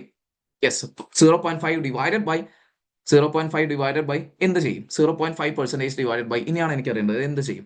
ക്വസ്റ്റ്യനിൽ എന്തെങ്കിലും ഡാറ്റ അവർ തരുന്നുണ്ടോ? ഇല്ല. ആ സമയത്ത് അങ്ങനെ ക്വസ്റ്റ്യനിലെ ഡാറ്റ ഒന്നും പ്രത്യേകിച്ച് പറയുന്നില്ല എന്നുണ്ടെങ്കിൽ നമ്മൾ സ്വന്തം കയ്യിൽ നിന്ന് വാല്യൂസ് ഇടുക. ഓക്കെ, സോ ഞാൻ അസ്യൂം ചെയ്യണം 0.5 ആയിരിക്കും എനിക്ക് ഡിസ്കൗണ്ട് കിട്ടുക. ബാക്കി എനിക്ക് എത്ര പേ ചെയ്താൽ മതി? 99.5 പേ ചെയ്താൽ മതി. ഓക്കെ, കുഴപ്പമൊന്നുമില്ലല്ലോ. ഞാൻ ഫോർമുല എഴുതാണ്. Is equal to 0.5 divided by 99.5. Fine, പ്രശ്നമൊന്നുമില്ലല്ലോ. അതായത് ഇതെന്താണ്, ആ ഡിസ്കൗണ്ട് കിട്ടുന്ന ആ കോസ്റ്റ് അല്ലെ, കോസ്റ്റ് 99.5 എനിക്ക് എന്ത് ചെയ്താൽ മതി? പേ ചെയ്താൽ മതി. ബാക്കി എനിക്ക് എന്താണ്, ഡിസ്കൗണ്ട് കിട്ടും അല്ലെ. അപ്പൊ 0.5 divided by 9.5 all raise to ഇനിയാണ് വേണ്ടത്, ഇനിയാണ് ഐഡിയ യൂസ് ചെയ്യേണ്ടത്. എന്താ ക്വസ്റ്റ്യൻ ഈ പറയുന്നത്? നമ്മൾ 30 ദിവസമാണ് യൂഷ്വലി എടുക്കാറ്, പക്ഷെ 10 ദിവസം കൊണ്ട് പേ ചെയ്യുകയാണെങ്കിൽ ആണ് നമുക്ക് ഡിസ്കൗണ്ട് കിട്ടുക. ആ ഡിഫറൻസ് എത്രയാ, ആ ഗ്യാപ്പ് എത്രയാ? 30 ദിവസവും 10 ദിവസവും, ആ ഗ്യാപ്പ് എത്രയാണ്? 20 ഡേയ്സ് ആണ് അല്ലെ. അപ്പൊ ഞാൻ എന്ത് ചെയ്യണം? Divided by 365 divide by 20. ഒരു വർഷത്തിൽ എത്ര 20 ദിവസം? നമ്മൾ തൊട്ട് മുൻപത്തെ ക്വസ്റ്റ്യൻ ചെയ്തപ്പോൾ എങ്ങനെയായിരുന്നു? ഒരു വർഷത്തിൽ എത്ര 2 മാസങ്ങൾ ഉണ്ടായിരുന്നു എന്നുള്ളതാണ് കൺസിഡർ ചെയ്തത് അല്ലെ. ഇവിടെ നമ്മൾ എന്ത് കൺസിഡർ ചെയ്യണം? ഒരു വർഷത്തിൽ എത്ര 20 ദിവസങ്ങളുണ്ട് എന്നുള്ളത് കിട്ടാൻ വേണ്ടിയിട്ടാണ് 365 ഡിവൈഡ് ബൈ 20 ചെയ്യുന്നത്. ഓക്കെ, കുഴപ്പമൊന്നുമില്ലല്ലോ. 0.5 കിട്ടും. ഓക്കെ, 0.095 സംതിങ് ആണ്. അതിന്റെ അർത്ഥം എന്താണ്? 9.5% ആണ്. ഓക്കെ, ആൻസർ 9.5% കിട്ടി. എങ്ങനെ വരും, എങ്ങനെയാണ് ഇനി കാര്യങ്ങൾ ചെയ്യുക? അതിന്റെ ആൻസർ എത്രയായിരിക്കും? 9.5 ആയിരിക്കും വരിക. ഇത് തമ്മിൽ എങ്ങനെ സെലക്ട് ചെയ്യും? എയും ബിയും ഉണ്ട്, എങ്ങനെ സെലക്ട് ചെയ്യും? ഇതിന്റെ മീനിങ് എന്താ? ശരിക്കും ഇത് ഇവിടെയാണ് നമ്മുടെ ആ കൺസെപ്റ്റ് അവർ ടെസ്റ്റ് ചെയ്യുന്നത്. ഇവിടുന്നാണ് ഇതിന്റെ മീനിങ്. എങ്ങനെ എടുക്കും 9.5? നമ്മൾ എന്ത് ചെയ്യണം? നമ്മുടെ ആ ബെനിഫിറ്റ്സും നമ്മൾ നഷ്ടപ്പെടുത്തുന്ന ബെനിഫിറ്റ്സും കോസ്റ്റും ആണ് അല്ലെ. നമുക്ക് ഇവിടെ കോസ്റ്റ് എത്രയാ? 7% പെർ ഇയർ ആണ് നമുക്ക് എന്ത് വരുള്ളൂ? ഫിനാൻസ് കോസ്റ്റ് വരുള്ളൂ. പക്ഷെ നമ്മൾ ഡിസ്കൗണ്ട് എടുക്കാതെ പോയാൽ നമ്മൾ നഷ്ടപ്പെടുത്തുന്ന ബെനിഫിറ്റ് എന്താണ്? 9.5% ആണ്. ഓക്കെ, അങ്ങനെ വേണം എന്ത് ചെയ്യാൻ, മീനിങ് മനസ്സിലാക്കാൻ. ഓക്കെ, കുഴപ്പമൊന്നുമില്ലല്ലോ. അപ്പം അങ്ങനെയാണെങ്കിൽ 9.5% എന്ന് പറയുന്നിട്ടുള്ള ഡിസ്കൗണ്ട് നമ്മൾ എടുക്കണ്ടേ? ഓഫ് കോഴ്സ് എന്ത് ചെയ്യണം? എടുക്കണം. അപ്പം വിത്തിൻ 10 ഡേയ്സ് നമ്മൾ എന്ത് ചെയ്യണം? പേ ചെയ്യണം എന്നാണ് പറയുന്നത്. ഫൈൻ, പ്രശ്നമൊന്നുമില്ലല്ലോ. ഓക്കെ, അപ്പം ഇത്രയും ഉള്ളൂ. 7 MCQs ചെയ്തു. വർക്കിംഗ് ക്യാപിറ്റലിലെ ഓൾമോസ്റ്റ് എല്ലാ സാധനങ്ങളും നമ്മൾ conservative policy, aggressive policy, discount, factoring, എല്ലാ കാര്യങ്ങളും ടച്ച് ചെയ്ത് പോയിട്ടുണ്ട്. ഇനി നമുക്ക് എന്ത് ചെയ്യാം? ഒരു സെക്ഷൻ സിയും കൂടെ ചെയ്തിട്ട് നമുക്ക് ഇന്നത്തെ ക്ലാസ് വൈൻഡ് അപ്പ് ചെയ്യാം. ഓക്കെ, ഇതാണ് നമ്മുടെ സിനാരിയോ. ക്വസ്റ്റ്യൻ ഓൾറെഡി കമ്മ്യൂണിറ്റിയിൽ ഷെയർഡ് ആണ് കേട്ടോ. ഓക്കെ, ഇതാണ് നമ്മുടെ ക്വസ്റ്റ്യൻ. കോൺസ്റ്റന്റ് കമ്പനി എന്നുള്ള ഒരു ക്വസ്റ്റ്യൻ ആണ്. ഓക്കെ, നമുക്ക് ആദ്യം എന്ത് ചെയ്യാം? റിക്വയർമെന്റ്സ് വായിച്ചു നോക്കാം. ഓക്കെ, ഫസ്റ്റ് വൺ എന്താ പറയുന്നത്? Evaluate the financial effect of the early settlement discount. Okay, ക്വസ്റ്റ്യനിൽ എന്തെങ്കിലും സെറ്റിൽമെന്റ് ഡിസ്കൗണ്ട് പറയുന്നുണ്ടായിരിക്കും, അതിന്റെ financial effect. Okay, next one എന്താ പറയുന്നത്? Evaluate the financial effect of factors offer. Okay, early settlement ഡിസ്കൗണ്ടിന്റെ ഫിനാൻഷ്യൽ എഫക്ട് കണ്ടുപിടിക്കുക, ഫാക്ടറിന്റെ ഫിനാൻഷ്യൽ എഫക്ട് കണ്ടുപിടിക്കുക. ഓക്കെ, 4ഉം 5ഉം mark. Yes. Advise which proposal is financially preferable. എന്താണ് ഈ സിനാരിയോയിൽ നിന്ന് നമുക്ക് കിട്ടുന്ന ആൻസർ വെച്ചിട്ട് നമുക്ക് എന്ത് ചെയ്യാം? കമന്റ് ചെയ്യാം. ഓക്കെ, ഇനി discuss 3 benefits of centralised treasury management. 3 benefits of centralised treasury management ആണ്. 6 മാർക്സിന്റെ ക്വസ്റ്റ്യൻ ആണ് അല്ലെ. അപ്പം 6 മാർക്സ് എന്ന് കാണുമ്പോൾ തന്നെ നമുക്ക് എന്ത് മനസ്സിലാവും? ഒരു പോയിന്റിന് 2 മാർക്കാണ്. ഓക്കെ, 3 ബെനിഫിറ്റ് എഴുതാൻ പറഞ്ഞോളൂ. നിങ്ങൾ കുറെ ബെനിഫിറ്റ്സ് എഴുതിയിട്ട് കാര്യമില്ല. 3 ബെനിഫിറ്റ്സ് എന്ത് ചെയ്യാം? ലിസ്റ്റ് ഔട്ട് ചെയ്യാം. And next one is discuss 2 cash management models used in financial management. Okay, നമ്മൾ റിവൈസ് ചെയ്യുന്ന സമയത്ത് നമ്മൾ ഓൾറെഡി പറഞ്ഞിട്ടുള്ള പോയിന്റ്സ് ആണ് അല്ലെ. ഏതാ? മില്ലറോർ മോഡലും ബൗമോൾ മോഡലും എന്ന് പറഞ്ഞിട്ടുള്ള 2 മോഡൽസ് അല്ലെ. അതിനും എന്താണ്? ഒരു മോഡലിന് 2 മാർക്ക് വെച്ചിട്ടാണ്. ഓക്കെ, ഈസി ആയിട്ട് സ്കോർ ചെയ്യാം. ഇതിന് പ്രത്യേകിച്ച് സിനാരിയോ റിലേറ്റഡ് ആണോ? ഇല്ല. ഓക്കെ, അപ്പം എക്സാമിന്റെ ഒക്കെ സമയത്ത് സി സെക്ഷൻ ക്വസ്റ്റ്യൻ വായിക്കുമ്പോൾ എന്താണെങ്കിലും അതിന്റെ എല്ലാ ക്വസ്റ്റ്യൻസും എന്ത് ചെയ്യുക? ജസ്റ്റ് സ്ക്രോൾ ചെയ്ത് പോവുക. Okay, it will hardly take 1 minute. Okay, അപ്പം ഈ ക്വസ്റ്റ്യൻ എല്ലാം ചെയ്യാൻ എന്ത് വേണ്ടി വരും? സിനാരിയോ ഒരു കണക്ഷൻ വേണം അല്ലെ, അല്ലാതെ എനിക്കൊന്നും ചെയ്യാൻ പറ്റില്ല. പക്ഷേ താഴത്തെ 2 ക്വസ്റ്റ്യൻസ് ഭയങ്കര ജനറിക് ആയിട്ടുള്ള ക്വസ്റ്റ്യൻസ് ആണ്. എനിക്ക് ഈസി ആയിട്ട് ചെയ്തൂടെ? അത് അങ്ങനെ ചെയ്യാം. ഓക്കെ, ഫൈൻ, പ്രശ്നമൊന്നുമില്ലല്ലോ. ഇനി നമുക്ക് എന്ത് ചെയ്യാം? ക്വസ്റ്റ്യൻ വായിച്ചിട്ട് നമുക്ക് ആദ്യത്തെ ക്വസ്റ്റ്യൻസ് എല്ലാം അറ്റൻഡ് ചെയ്യാം. ഓക്കെ, ഇത് ടൈം കോൺസ്റ്റന്റ് വരുമ്പോൾ മാത്രമുള്ള ഒരു ടെക്നിക്കാണ്. വേണമെങ്കിൽ അത് എന്ത് ചെയ്യാം, അത് ആദ്യം തന്നെ എഴുതിയെന്ന് വെച്ചാൽ ഒരു പ്രശ്നമില്ല. പക്ഷേ ഇതിന്റെ പ്രശ്നം എന്താണെന്ന് വെച്ചാൽ, ഇതിന്റെ ഇങ്ങനത്തെ ക്വസ്റ്റ്യൻസിന്റെ പ്രശ്നം എന്താണെന്ന് വെച്ചാൽ, നമ്മൾ ആദ്യം തന്നെ എഴുതാൻ പോകുമ്പോൾ make sure that you are allocating the right time. Okay, ചിലപ്പോൾ നമുക്ക് നല്ലപോലെ അറിയാവുന്ന കണ്ടന്റ് ആയിരിക്കും, അപ്പം വരുന്ന അത്രയും പോയിന്റ് വന്നോട്ടെ, അല്ലെങ്കിൽ വരുന്ന അത്രയും മാർക്ക് വന്നോട്ടെ എന്ന് വിചാരിച്ച് പാരാഗ്രാഫും പണ്ട് മലയാളം പരീക്ഷ ഒക്കെ എഴുതുന്ന പോലെ നമ്മൾ എഴുതി വെക്കും. ചെയ്യാൻ പാടുണ്ടോ? ചെയ്യാൻ പാടില്ല. ഓക്കെ, കൃത്യമായിട്ട് പറയുന്നുണ്ട് 3 ബെനിഫിറ്റ്സ് എന്നുള്ളത്. ഓക്കെ, ആ ഒരു പ്രൊഫഷണലിസം നമ്മൾ എന്ത് ചെയ്യണം, എന്താണെങ്കിലും കാണിക്കണം. ഓക്കെ, ആൻഡ് നമുക്ക് ഇനി എന്ത് ചെയ്യാം, ക്വസ്റ്റ്യൻ വായിച്ച് നോക്കാം. നമ്മളോട് ചോദിച്ച സാധനങ്ങൾ എന്തൊക്കെയാണ്? ഒന്ന് ഡിസ്കൗണ്ടിന്റെ ടോട്ടൽ കോസ്റ്റ്, പിന്നെ എന്താണ് ഫാക്ടറിങ്ങിന്റെ ടോട്ടൽ കോസ്റ്റ്. ആ ഒരു സംഭവം മനസ്സിലിരിക്കട്ടെ. ഓക്കെ, ഫൈൻ, പ്രശ്നമൊന്നുമില്ലല്ലോ. സ്റ്റാർട്ട് ചെയ്യാണ്. Constant company is a company that operates internationally and has 2 subsidiary companies located in foreign countries. Okay, constant കമ്പനിക്ക് എന്തുണ്ട്, 2 സബ്സിഡിയറി കമ്പനീസ് ഉണ്ട്, അവർ രണ്ടും ഫോറിനിലാണ്. Okay, business operations are undertaken in several different currencies. Okay, ഇതിന്റെ requirement ഞാൻ വായിച്ചിട്ടില്ല എന്നുണ്ടെങ്കിൽ ഇത് കണ്ടോ, കറൻസി എന്നൊക്കെ കേൾക്കുമ്പോൾ തന്നെ എന്റെ മൈൻഡ് എങ്ങോട്ട് പോയേനെ? കറൻസി വാല്യൂ, കറൻസി റിസ്ക് എന്ന് പറഞ്ഞ ആ ഒരു രീതിയിലോട്ടൊക്കെ പോയേനെ. പക്ഷെ അതാണോ ക്വസ്റ്റ്യൻ? അല്ല. ഓക്കെ, അതുകൊണ്ടാണ് റിക്വയർമെന്റ് ആദ്യം വായിക്കണമെന്ന് പറയുന്നത്. ഓക്കെ, നമ്മുടെ ഫോക്കസ് എന്ത് ചെയ്യണം, കൃത്യമായിട്ട് പിൻ പോയിന്റ് ചെയ്യാൻ വേണ്ടി. And the parent company and the 2 subsidiary manage their own financial affairs. എന്താണ്, പാരന്റ് കമ്പനി അവരുടെ ഫിനാൻഷ്യൽ അഫയേഴ്സും സബ്സിഡറീസ് അവരുടെ ഫിനാൻഷ്യൽ അഫയേഴ്സും മാനേജ് ചെയ്യുന്നുണ്ട്. Okay, fine. ഇനി ആണെന്ന് തോന്നുന്നു നമ്മുടെ പോയിന്റ്സ് വരുന്നത്. Constant company has annual credit sales of 45 million. എന്താണ്, കോൺസ്റ്റന്റ് കമ്പനിക്ക് ആനുവൽ ഫിനാൻഷ്യൽ എത്രയുണ്ട്? ക്രെഡിറ്റ് സെയിൽസ് ഓഫ് 45 മില്യൺ ഉണ്ടെന്നാണ് പറയുന്നത്. Okay, and experience indicates that approximately 2% of credit sale become bad debts each year. Bad debt എത്രയാണ്? 2% of credit sale ആണെന്നാണ് പറയുന്നത്. Fine, പ്രശ്നമൊന്നുമില്ലല്ലോ. പിന്നെ പറയുന്നത് എന്താ? The most recent financial statements of constant company show trade receivables of 7.5 million. Okay, അവരുടെ ഒരു average trade receivable 7.5 million ആണ്. ഇല്ലേ, നമുക്ക് വേണ്ട ഡാറ്റാസ് ആണ് കൃത്യം തരുന്നത്. Constant company is considering introducing early settlement discount. Yes, നമ്മുടെ ക്വസ്റ്റ്യൻ വരികയാണ് അല്ലെ. നമ്മുടെ ഫസ്റ്റ് ക്വസ്റ്റ്യൻ എന്താ പറയുന്നത്? Evaluate the financial effect of early settlement discount. Early settlement discount കൊണ്ട് വരുന്ന ഫിനാൻഷ്യൽ എഫക്ട്സ് എന്തൊക്കെയാണെന്നുള്ളത് അല്ലെ. Constant company is considering introducing an early settlement discount of 1.25% in exchange of payment within 30 days. Okay, it believes that approximately 70% of credit customers would take the discount. എത്ര percentage? 70% of credit customers എന്ത് ചെയ്യും? Discount എടുക്കും. അതായത് 30 ദിവസത്തിനകം payment നടത്തിയാൽ 1.25% എന്ത് കിട്ടും? Discount കിട്ടും എന്നാണ് പറയുന്നത്. ഓക്കെ, ഡിസ്കൗണ്ട് കിട്ടുന്നല്ലോ, സോറി, ഡിസ്കൗണ്ട് കൊടുക്കുമെന്നാണ് പറയുന്നത്. Okay, while the remaining 30% of credit customers would continue to pay at as present. ഇപ്പൊ എങ്ങനെയാണോ അതേപോലെ തന്നെ നിങ്ങൾ ഏർലി സെറ്റിൽമെന്റ് ഡിസ്കൗണ്ട് ഇൻട്രൊഡ്യൂസ് ചെയ്യുന്നത് കൊണ്ട് മാത്രം പൈസ തരാത്ത കുറെ ആൾക്കാർ പൈസ തരുന്നു. 225,000 പെർ ഇയറിൽ നമ്മൾ എന്ത് ചെയ്യുന്നുണ്ട്? സേവിങ്സ് ഉണ്ട്. ഓക്കെ, കുഴപ്പമൊന്നുമില്ലല്ലോ. കഴിഞ്ഞു. Early settlement instead of introducing the early settlement discount constant company could accept an offer it has received from A factor. ഇനി അങ്ങോട്ട് എന്താണ്? ഫാക്ടറിങ്ങിന്റെ കാര്യങ്ങളാണ് പറയുന്നത്. ഓക്കെ, അങ്ങോട്ട് നമുക്ക് വരാം. ഓക്കെ, നമ്മുടെ ഫസ്റ്റത്തെ റിക്വയർമെന്റിനുള്ള ഏകദേശം ഡാറ്റ ആയിട്ടുണ്ട് അല്ലേ. Evaluate the financial effect of early settlement discount. എത്ര മാർക്സാണ്? 4 മാർക്സ് ആണ്. ഈസി ആയിട്ട് ചെയ്യാൻ പറ്റൂലേ അല്ലെ. നമ്മൾ ഇതെല്ലാം പഠിച്ചിട്ടുള്ളതാണ്. ഇങ്ങനത്തെ ക്വസ്റ്റ്യൻ ഒക്കെ വരുമ്പോൾ, അതായത് ഈ പറഞ്ഞ ഏർലി സെറ്റിൽമെന്റ് ഡിസ്കൗണ്ട് പോലത്തെ സംഭവങ്ങളൊക്കെ വരുമ്പോൾ നമ്മൾ ആദ്യം എന്താ ചെയ്യേണ്ടത്? ഏർലി സെറ്റിൽമെന്റ് ഡിസ്കൗണ്ട് ആദ്യം എന്താ ചെയ്യേണ്ടത്? നമ്മൾ ഡേയ്സ് കണ്ടുപിടിക്കുകയാണ് അല്ലേ. യെസ്, ഏർലി സെറ്റിൽമെന്റ് ഡിസ്കൗണ്ട് എന്ന് പറഞ്ഞ് ഞാൻ എഴുതുകയാണ്. യെസ്, ഓക്കെ, ഫൈൻ, കുഴപ്പമൊന്നുമില്ലല്ലോ. ഏർലി സെറ്റിൽമെന്റ് ഡിസ്കൗണ്ടിന്റെ നമ്മൾ എങ്ങനെ കൺസിഡർ ചെയ്യുന്നത്? നമ്മൾ നമ്മുടെ ആനുവൽ ബെനിഫിറ്റ്സും പിന്നെ എന്താ ചെയ്യുന്നത്? ആനുവൽ കോസ്റ്റും അല്ലേ. ആനുവൽ കോസ്റ്റ് നമ്മൾ എന്ത് ചെയ്യണം? കൺസിഡർ ചെയ്യണം. ഇത് തമ്മിൽ നമ്മളൊരു വെയിറ്റേജ് നോക്കും. ഏതിനാണ് കൂടുതൽ വെയിറ്റേജ്? അതൊക്കെയാണ്. ഫൈൻ, അതായത് ആനുവൽ ബെനിഫിറ്റ്സ് ആണ് കൂടുതലെങ്കിൽ നമ്മളെ എന്തോ സ്റ്റിൽ എക്സൽ കാണില്ല. Okay, fine. ഓക്കെ, കാണാവോ? യെസ്, ഇങ്ങനത്തെ ക്വസ്റ്റ്യൻസ് വരുമ്പോൾ നമ്മൾ ആദ്യം എന്താ ചെയ്യേണ്ടത്? ഏർലി സെറ്റിൽമെന്റ് ഡിസ്കൗണ്ട് എന്ന് പറഞ്ഞിട്ട് നമ്മൾ എന്ത് ചെയ്യണം? നമ്മളൊരു ഹെഡിങ് ഇട്ട് കൊടുക്കുക. എന്നിട്ട് എന്ത് ചെയ്യണം? ഡിസ്കൗണ്ടും ബെനിഫിറ്റ്സും കോസ്റ്റും നമ്മൾ എന്ത് ചെയ്യണം? കൺസിഡർ ചെയ്യണം അല്ലെ. ബെനിഫിറ്റ്സ് ആണ് കൂടുതലെങ്കിൽ നമ്മൾ എന്ത് ചെയ്യും? ഏർലി സെറ്റിൽമെന്റ് ഡിസ്കൗണ്ട് ഓക്കെയാണ്. അല്ലാന്നുണ്ടെങ്കിൽ നമ്മൾ എന്ത് ചെയ്യും? ഏർലി സെറ്റിൽമെന്റ് ഡിസ്കൗണ്ട് കൊടുക്കേണ്ടെന്ന് പറയും. ഓക്കെ, അപ്പം ആ ബെനിഫിറ്റ്സിന്റെയും കോസ്റ്റിന്റെയും കമ്പാരിസൺ ആണ് ബേസിക്കലി നമ്മൾ നടത്തുന്നത്. ഫൈൻ, പ്രശ്നമൊന്നുമില്ലല്ലോ. ഇനി നമുക്ക് ക്വസ്റ്റ്യൻ വായിക്കാം. എന്തൊക്കെയായിരുന്നു പറയുന്നത്? Okay, credit sales of 45 million ആണ്.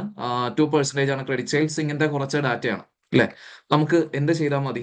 ആദ്യം തന്നെ എന്ത് കണ്ടുപിടിക്കണം? ഡേയ്സ് കണ്ടുപിടിക്കണം. ഓക്കെ, പണ്ട് എത്രയായിരുന്നു? ഓൾഡ് ഡേയ്സ് അല്ലെങ്കിൽ കറന്റ് ഡേയ്സ് എന്ന് നമുക്ക് വേണമെങ്കിൽ പറയാം. ഞാൻ ഓൾഡും ന്യൂന്നും okay for the sake of understanding ആണ്. എക്സാമിന് എഴുതുമ്പോൾ എന്ത് എഴുതുക? ഓൾഡ് ഡേയ്സ് എന്നല്ല കറന്റ് ഡേയ്സ് കേട്ടോ. അല്ലെങ്കിൽ ഇപ്പൊ തന്നെ മാറ്റാം, കറന്റ് ഡേയ്സ് എന്നാക്കുക. ഓക്കെ, കറന്റ് ഡേയ്സും ന്യൂ ഡേയ്സ്. ഓക്കെ ഫൈൻ, പ്രശ്നമൊന്നുമില്ലോ. അതായത് ഞാൻ കണ്ടുപിടിക്കാൻ ശ്രമിക്കുന്ന കാര്യം ഇതാണ്, എത്ര ദിവസം കൊണ്ടാണ് ഇപ്പോൾ നമുക്ക് പേയ്മെന്റ് കിട്ടുന്നത്. ഓക്കെ, അതാണ് നമ്മുടെ ബേസ്. അവിടുന്ന് എന്ത് ചെയ്യാം, നമുക്ക് സ്റ്റാർട്ട് ചെയ്യാം. ഓക്കെ, നമ്മളോട് എന്താ പറയുന്നത്? ആനുവൽ ക്രെഡിറ്റ് സെയിൽസ് 45 മില്യൺ ഉണ്ട്. ഇപ്പോഴത്തെ റിസീവബിൾസിന്റെ ലെവൽ ഏതാണ്? 7.5 ആണ്. അപ്പം അവിടുന്ന് തന്നെ എനിക്ക് എന്ത് ചെയ്യാം, ഡേയ്സ് കണ്ടുപിടിക്കാം. ആൻഡ് ഇവിടെ നമ്മളോട് ക്വസ്റ്റ്യനിൽ പറയുന്ന ഓക്കെ 360 ഡേയ്സ് ആണ് എന്തുള്ളത് ഒരു വർഷമുള്ളത്. ഇത് ഭയങ്കര ഇമ്പോർട്ടന്റ് ആണ്. ഇത് മാറിപ്പോയാൽ മൊത്തം മാറിപ്പോകും. ഓക്കെ, കാൽക്കുലേഷന്റെ ഒക്കെ മാർക്സ് മിസ്സാവും. അപ്പം എത്ര ഡേയ്സ് ആണ് ഒരു വർഷത്തിലുള്ളത് എന്നുള്ളതും നിങ്ങൾ എന്ത് ചെയ്യണം, കൃത്യമായിട്ട് ചെക്ക് ചെയ്യണം. Okay, yes. സോ എങ്ങനെയാണോ ഡേയ്സ് കണ്ടുപിടിക്കുന്നത്? ഈസിയാണ് അല്ലേ? നമ്മുടെ ട്രേഡ് പേയബിൾ ഡേയ്സ് ആണോ ഇത്? അല്ല, ഇത് ട്രേഡ് റിസീവബിൾ ഡേയ്സ് ആണ്. എന്താണെങ്കിലും we are using the same formula. Annual cost current days എത്രയാണ്? ഈസ് ഈക്വൽ ടു 7.5 മില്യൺ അല്ലേ ഇപ്പോഴത്തെ current level? Yes, is equal to 7.5 divided by 45 million ആണ് എന്റെ സെയിൽസ്. ഇൻറ്റു എത്ര ഡേയ്സ് ഉണ്ടെന്നാണ് അസ്യൂം ചെയ്യാൻ പറയുന്നത്? എത്ര ഡേയ്സ് ഉണ്ടെന്ന് അസ്യൂം ചെയ്യാൻ പറയുന്നത്? 360 ഡേയ്സ് അല്ലേ? ഇത് ചെയ്താൽ എനിക്ക് എന്ത് കിട്ടും? എന്റെ കറന്റ് ഡേയ്സ് കിട്ടും. ഫൈൻ, പ്രശ്നമൊന്നുമില്ലല്ലോ. ഇനി എനിക്ക് എന്ത് കണ്ടുപിടിക്കണം? ന്യൂ ഡേയ്സ് കണ്ടുപിടിക്കണം. ഇതെങ്ങനെ ഞാൻ കണ്ടുപിടിക്കാറ്? എങ്ങനെയാണ് എനിക്ക് പുതിയ ഡേയ്സ് കണ്ടുപിടിക്കാൻ പറ്റുക? പുതിയ ഡേയ്സ് എങ്ങനെ കണ്ടുപിടിക്കും? എനിക്ക് ആകെ കൂടെ അവർ തന്നിരിക്കുന്ന ഡാറ്റ എന്താണ്? It believes that approximately 70% of credit sales. എന്തൊക്കെ? ഞാൻ ക്രെഡിറ്റ് സെയിൽ നടത്തിയതിലെ 70% ആൾക്കാരും എന്ത് ചെയ്യും? വിത്തിൻ 30 ഡേയ്സ് തന്നെ പേ ചെയ്യും അല്ലെ? അപ്പൊ ബാക്കിയുള്ളവർ ഇപ്പോൾ ഉള്ള പോലെ എന്നേ പറഞ്ഞിട്ടുള്ളൂ അല്ലെ? ഇപ്പോൾ ഉള്ളത് എങ്ങനെയാണ്? 60 ഡേയ്സ് ആണ്. അത് നമ്മൾ കണ്ടുപിടിച്ചിട്ടുണ്ട് അല്ലെ? നമ്മൾ എന്ത് ചെയ്താൽ മതി? ഇതിന്റെ ഒരു വെയിറ്റേജ് ആണ് നമ്മൾ എടുക്കേണ്ടത്. 30 ഡേയ്സിന് എത്ര പെർസെന്റേജ് ആൾക്കാർ പേ ചെയ്യും?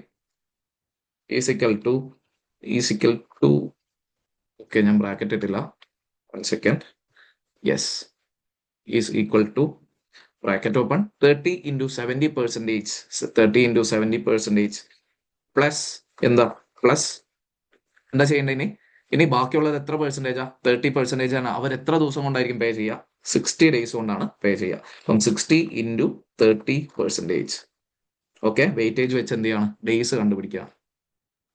ഓക്കെ, അങ്ങനെ എപ്പോൾ എനിക്ക് മനസ്സിലായി എന്താണ്? 39 ഡേയ്സ് ആണ് എന്ത്? ന്യൂ ട്രേഡ് റിസീവബിൾ എന്ന് പറയുന്നത്.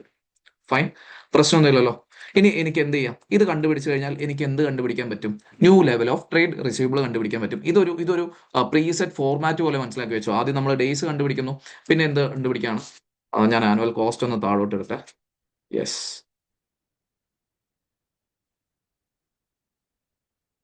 ഓക്കെ.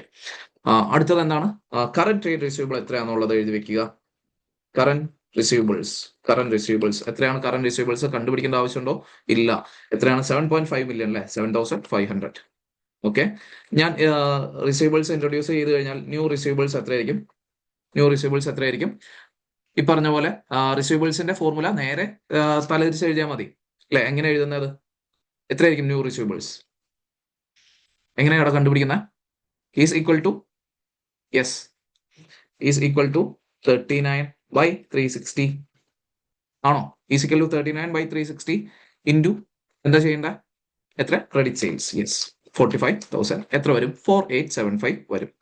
ഫൈൻ, ഇത്രയുമാണ് നമ്മുടെ ബേസിക് സാധനം എന്ന് പറയുന്നത്. ഇങ്ങനത്തെ ഒരു ക്വസ്റ്റ്യൻ കിട്ടിയാൽ ഏറ്റവും ബേസിക് ആയിട്ട് നമ്മൾ കണ്ടുപിടിക്കേണ്ട രണ്ട് സാധനങ്ങളാണ്. ഒന്ന് കറന്റ് ഡേയ്സ്, അതെന്തിനാ? അത് വെച്ചിട്ട് വേണം നമുക്ക് എന്ത് ചെയ്യാൻ?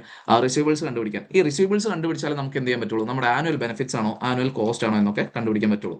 ഓക്കെ, പരീക്ഷയ്ക്ക് ഇതൊക്കെ വർക്കിംഗ്സ് ആയിട്ട് കുറച്ച് സൈഡ് മാറ്റി ഒന്ന് എഴുതി വെക്കണേ. ഓക്കെ ഫൈൻ, പ്രശ്നമൊന്നുമില്ലല്ലോ. Current days, new days. Okay, yes. And ഇനി നമ്മൾ എന്താ ചെയ്യേണ്ടത്? അടുത്ത സ്റ്റെപ്പ് എന്താ? നമ്മുടെ ആനുവൽ ബെനിഫിറ്റ്സ് ലിസ്റ്റ് ഔട്ട് ചെയ്യാം. ഓക്കെ, എന്താ നമ്മൾ ഡിസ്കൗണ്ട് കൊടുക്കുന്നത് കൊണ്ട് നമുക്ക് വരുന്ന ആനുവൽ ബെനിഫിറ്റ്സ് എന്താ? ഒന്ന്, ഇപ്പോൾ ഈ ക്വസ്റ്റ്യനിൽ ലിസ്റ്റ് ഔട്ട് ചെയ്തിരിക്കുന്ന രണ്ട് കാര്യങ്ങളാണ്. ഒന്ന്, അവരുടെ ബാഡ് ഡെപ്റ്റ്സ് ഭയങ്കരമായിട്ട് കുറഞ്ഞു അല്ലെ? പിന്നെ ഒന്ന്, ആൾക്കാർ നേരത്തെ പൈസ തരാൻ തുടങ്ങി. നേരത്തെ പൈസ തരാൻ തുടങ്ങിയാൽ അല്ലെ, അതായത് നമ്മുടെ റിസീവബിൾ ഡേയ്സ് കുറഞ്ഞു കഴിഞ്ഞാൽ അവിടെ ഷുവർ ഷോർട്ട് ആയിട്ട് നമുക്ക് എഴുതാൻ പറ്റും എന്താണ്? അവിടെ ഒരു ഇൻട്രസ്റ്റ് സേവിങ്സ് ഉണ്ട് അല്ലെ? ഇൻട്രസ്റ്റ് സേവിങ്സ് ഉണ്ട്. എന്ത് എഴുതാം? നമുക്ക് എഴുതാം yes, interest savings on receivable. എത്ര വരും? ഈ റിസീവബിൾസ് കുറഞ്ഞത് നമ്മുടെ സേവിംഗ് ആയിട്ട് വരുമോ? ഇല്ല. അതിന് പുറമേ ഉള്ള ഇൻട്രസ്റ്റ് സേവിങ്സ് ആണ് നമ്മുടെ റിസീവബിൾസ് അല്ലെ. ഈസ് ഈക്വൽ ടു ഇതെങ്ങനെ കൺസിഡർ ചെയ്യുന്നത്? ഈസ് ഈക്വൽ ടു 7500 ഇതായിരുന്നു നമ്മുടെ എക്സിസ്റ്റിംഗ് റിസീവബിൾസ് അല്ലെ. Is equal to this minus this 4875. Okay, പ്രശ്നമൊന്നുമില്ലല്ലോ. ഇനി ഇത് ക്വസ്റ്റ്യനിൽ എന്ത് പറയുന്നുണ്ട്? എത്ര പെർസെന്റേജ് ആണ്? ഞാൻ ഒരു കാര്യം പറയാൻ മറന്നുപോയി. യെസ്, എത്ര പെർസെന്റേജ് ആണെന്നുള്ള ഒരു സാധനം വേണം അല്ലെ. ക്വസ്റ്റ്യനിൽ എന്താ പറയുന്നത്? Constant company has A short time finance cost of 4% എന്നാണ് പറയുന്നത് അല്ലെ. അപ്പം എന്റെ റിസീവബിൾസ് എത്ര വെച്ച് കുറയുന്നു അത്രയും റിസീവബിൾസിന്റെ എമൗണ്ട് ഇനി ഞാൻ ബിസിനസ്സിലോട്ട് ഇടണോ? വേണ്ട അല്ലെ. അപ്പം അത്രയും എമൗണ്ട് ഞാൻ സേവ് ചെയ്യല്ലേ അല്ലെ. ഞാൻ ബാങ്കിൽ പോയി അല്ലെങ്കിൽ ലോൺ എടുക്കണമായിരുന്നു, 4% ഇൻട്രസ്റ്റ് കൊടുക്കണമായിരുന്നു. ഇപ്പം ആ റിസീവബിൾസ് കുറഞ്ഞതുകൊണ്ട് അത്രയും എമൗണ്ട് ഞാൻ ബിസിനസ്സിലോട്ട് ഇടണ്ട. ആ 4% എനിക്ക് എന്താണ്? സേവിംഗ് ആണ് അല്ലെ. എനിക്ക് എന്ത് ചെയ്യാം? വളരെ ഈസി ആയിട്ട് കാൽക്കുലേറ്റ് ചെയ്യാം. Is equal to 7500 minus 4875. ഇത്രയും ആണ് എനിക്ക് നെറ്റ് വരുന്ന സേവിങ്സ്. അത് ഇൻറ്റു എത്ര പെർസെന്റേജ് ആണ്? 4% അല്ലെ. 4%. ഫൈൻ, പ്രശ്നമൊന്നുമില്ലല്ലോ. ഇത്രയും ആയിരിക്കും എന്ത് വരിക? എനിക്ക് വരുന്ന ഇൻട്രസ്റ്റ് സേവിങ് എന്ന് പറയുന്നത്. കുഴപ്പമൊന്നുമില്ലല്ലോ. ഇനി ഞാൻ എന്ത് ചെയ്തതാണ്? എനിക്ക് അടുത്തൊരു സേവിങ് എന്താ? ഇൻട്രസ്റ്റ് സേവിങ്സ് കഴിഞ്ഞു. അടുത്തൊരു സേവിങ് എന്താ? ബാഡപ്സ് ആണ് അല്ലെ. ബാഡപ്സ് റിഡ്യൂസ്ഡ്. എത്രയാ ബാഡപ്സ്? കുറച്ച് ബാഡ് എൻഡ് ആയിപ്പോയി അല്ലെ. ഓക്കെ, ബാഡപ്സ് എത്രയാണ്? ബാഡപ്സ് എത്രയാണ് കുറഞ്ഞത്? ക്വസ്റ്റ്യനിൽ പറയുന്നുണ്ട് bad debts would be expected to fall by 225,000 അല്ലെ. ഓക്കെ, 225. ഓക്കെ, കുഴപ്പമൊന്നുമില്ലല്ലോ. വേറെ എന്തെങ്കിലും പറയുന്നുണ്ടോ? നമ്മുടെ ക്വസ്റ്റ്യനിൽ സെയിൽസ് കൂടുന്നതായിട്ടൊന്നും പറയുന്നില്ലല്ലോ. ഇല്ല, ഈ പാരഗ്രാഫ് മൊത്തത്തിലെ ഫാക്ടറേഴ്സ് ആണ്. വേറെ ഒന്നും പറയുന്നില്ല. Yes, okay. ഇതിൽ ഇനിയിപ്പോ നമ്മൾ ഡിസ്കൗണ്ട് വരുന്ന ക്വസ്റ്റ്യനിൽ, ഈ ക്വസ്റ്റ്യനിൽ ഇല്ല. ഇനി മറ്റേതെങ്കിലും ക്വസ്റ്റ്യൻ വരുമ്പോൾ ശ്രദ്ധിക്കേണ്ട ഒരു കാര്യം ഇതാണ്. സെയിൽസ് കൂടുന്നതായിട്ട് അവർ പറയും. ഓക്കെ, സെയിൽസ് കൂടുന്നതായിട്ട് പറഞ്ഞു കഴിഞ്ഞാൽ അതിന്റെ എഫക്ട് എന്താണ്? ശരിക്കും കോൺട്രിബ്യൂഷനിലാണ് ആ എഫക്ട് വരിക അല്ലെ. സെയിൽസ് കൂടിയാൽ എഫക്റ്റീവ് നമ്മുടെ കമ്പനിക്ക് വരുന്ന മെച്ചം എന്ന് പറയുന്നത് കോൺട്രിബ്യൂഷൻ ആണ്.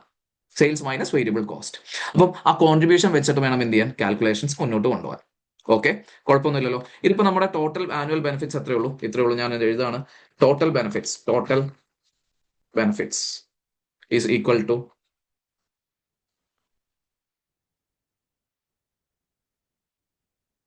എന്ത് ചെയ്താൽ മതി? Is equal to some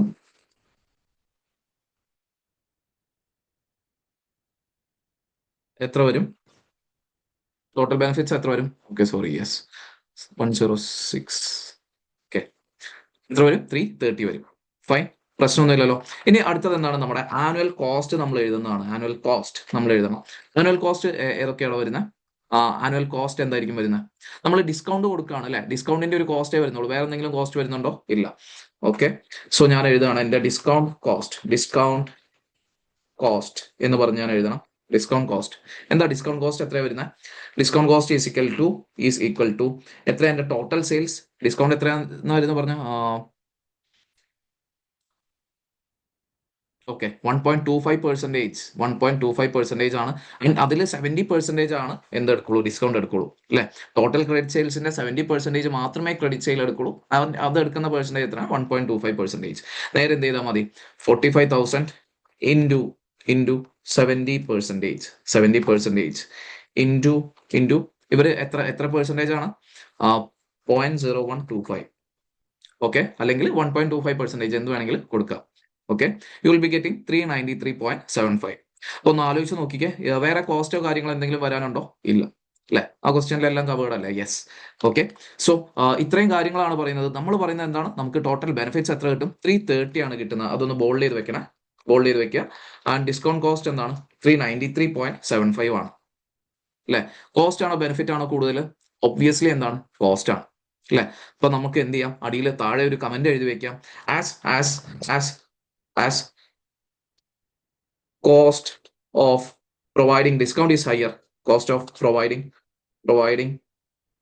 discounts are higher than any perceived benefits.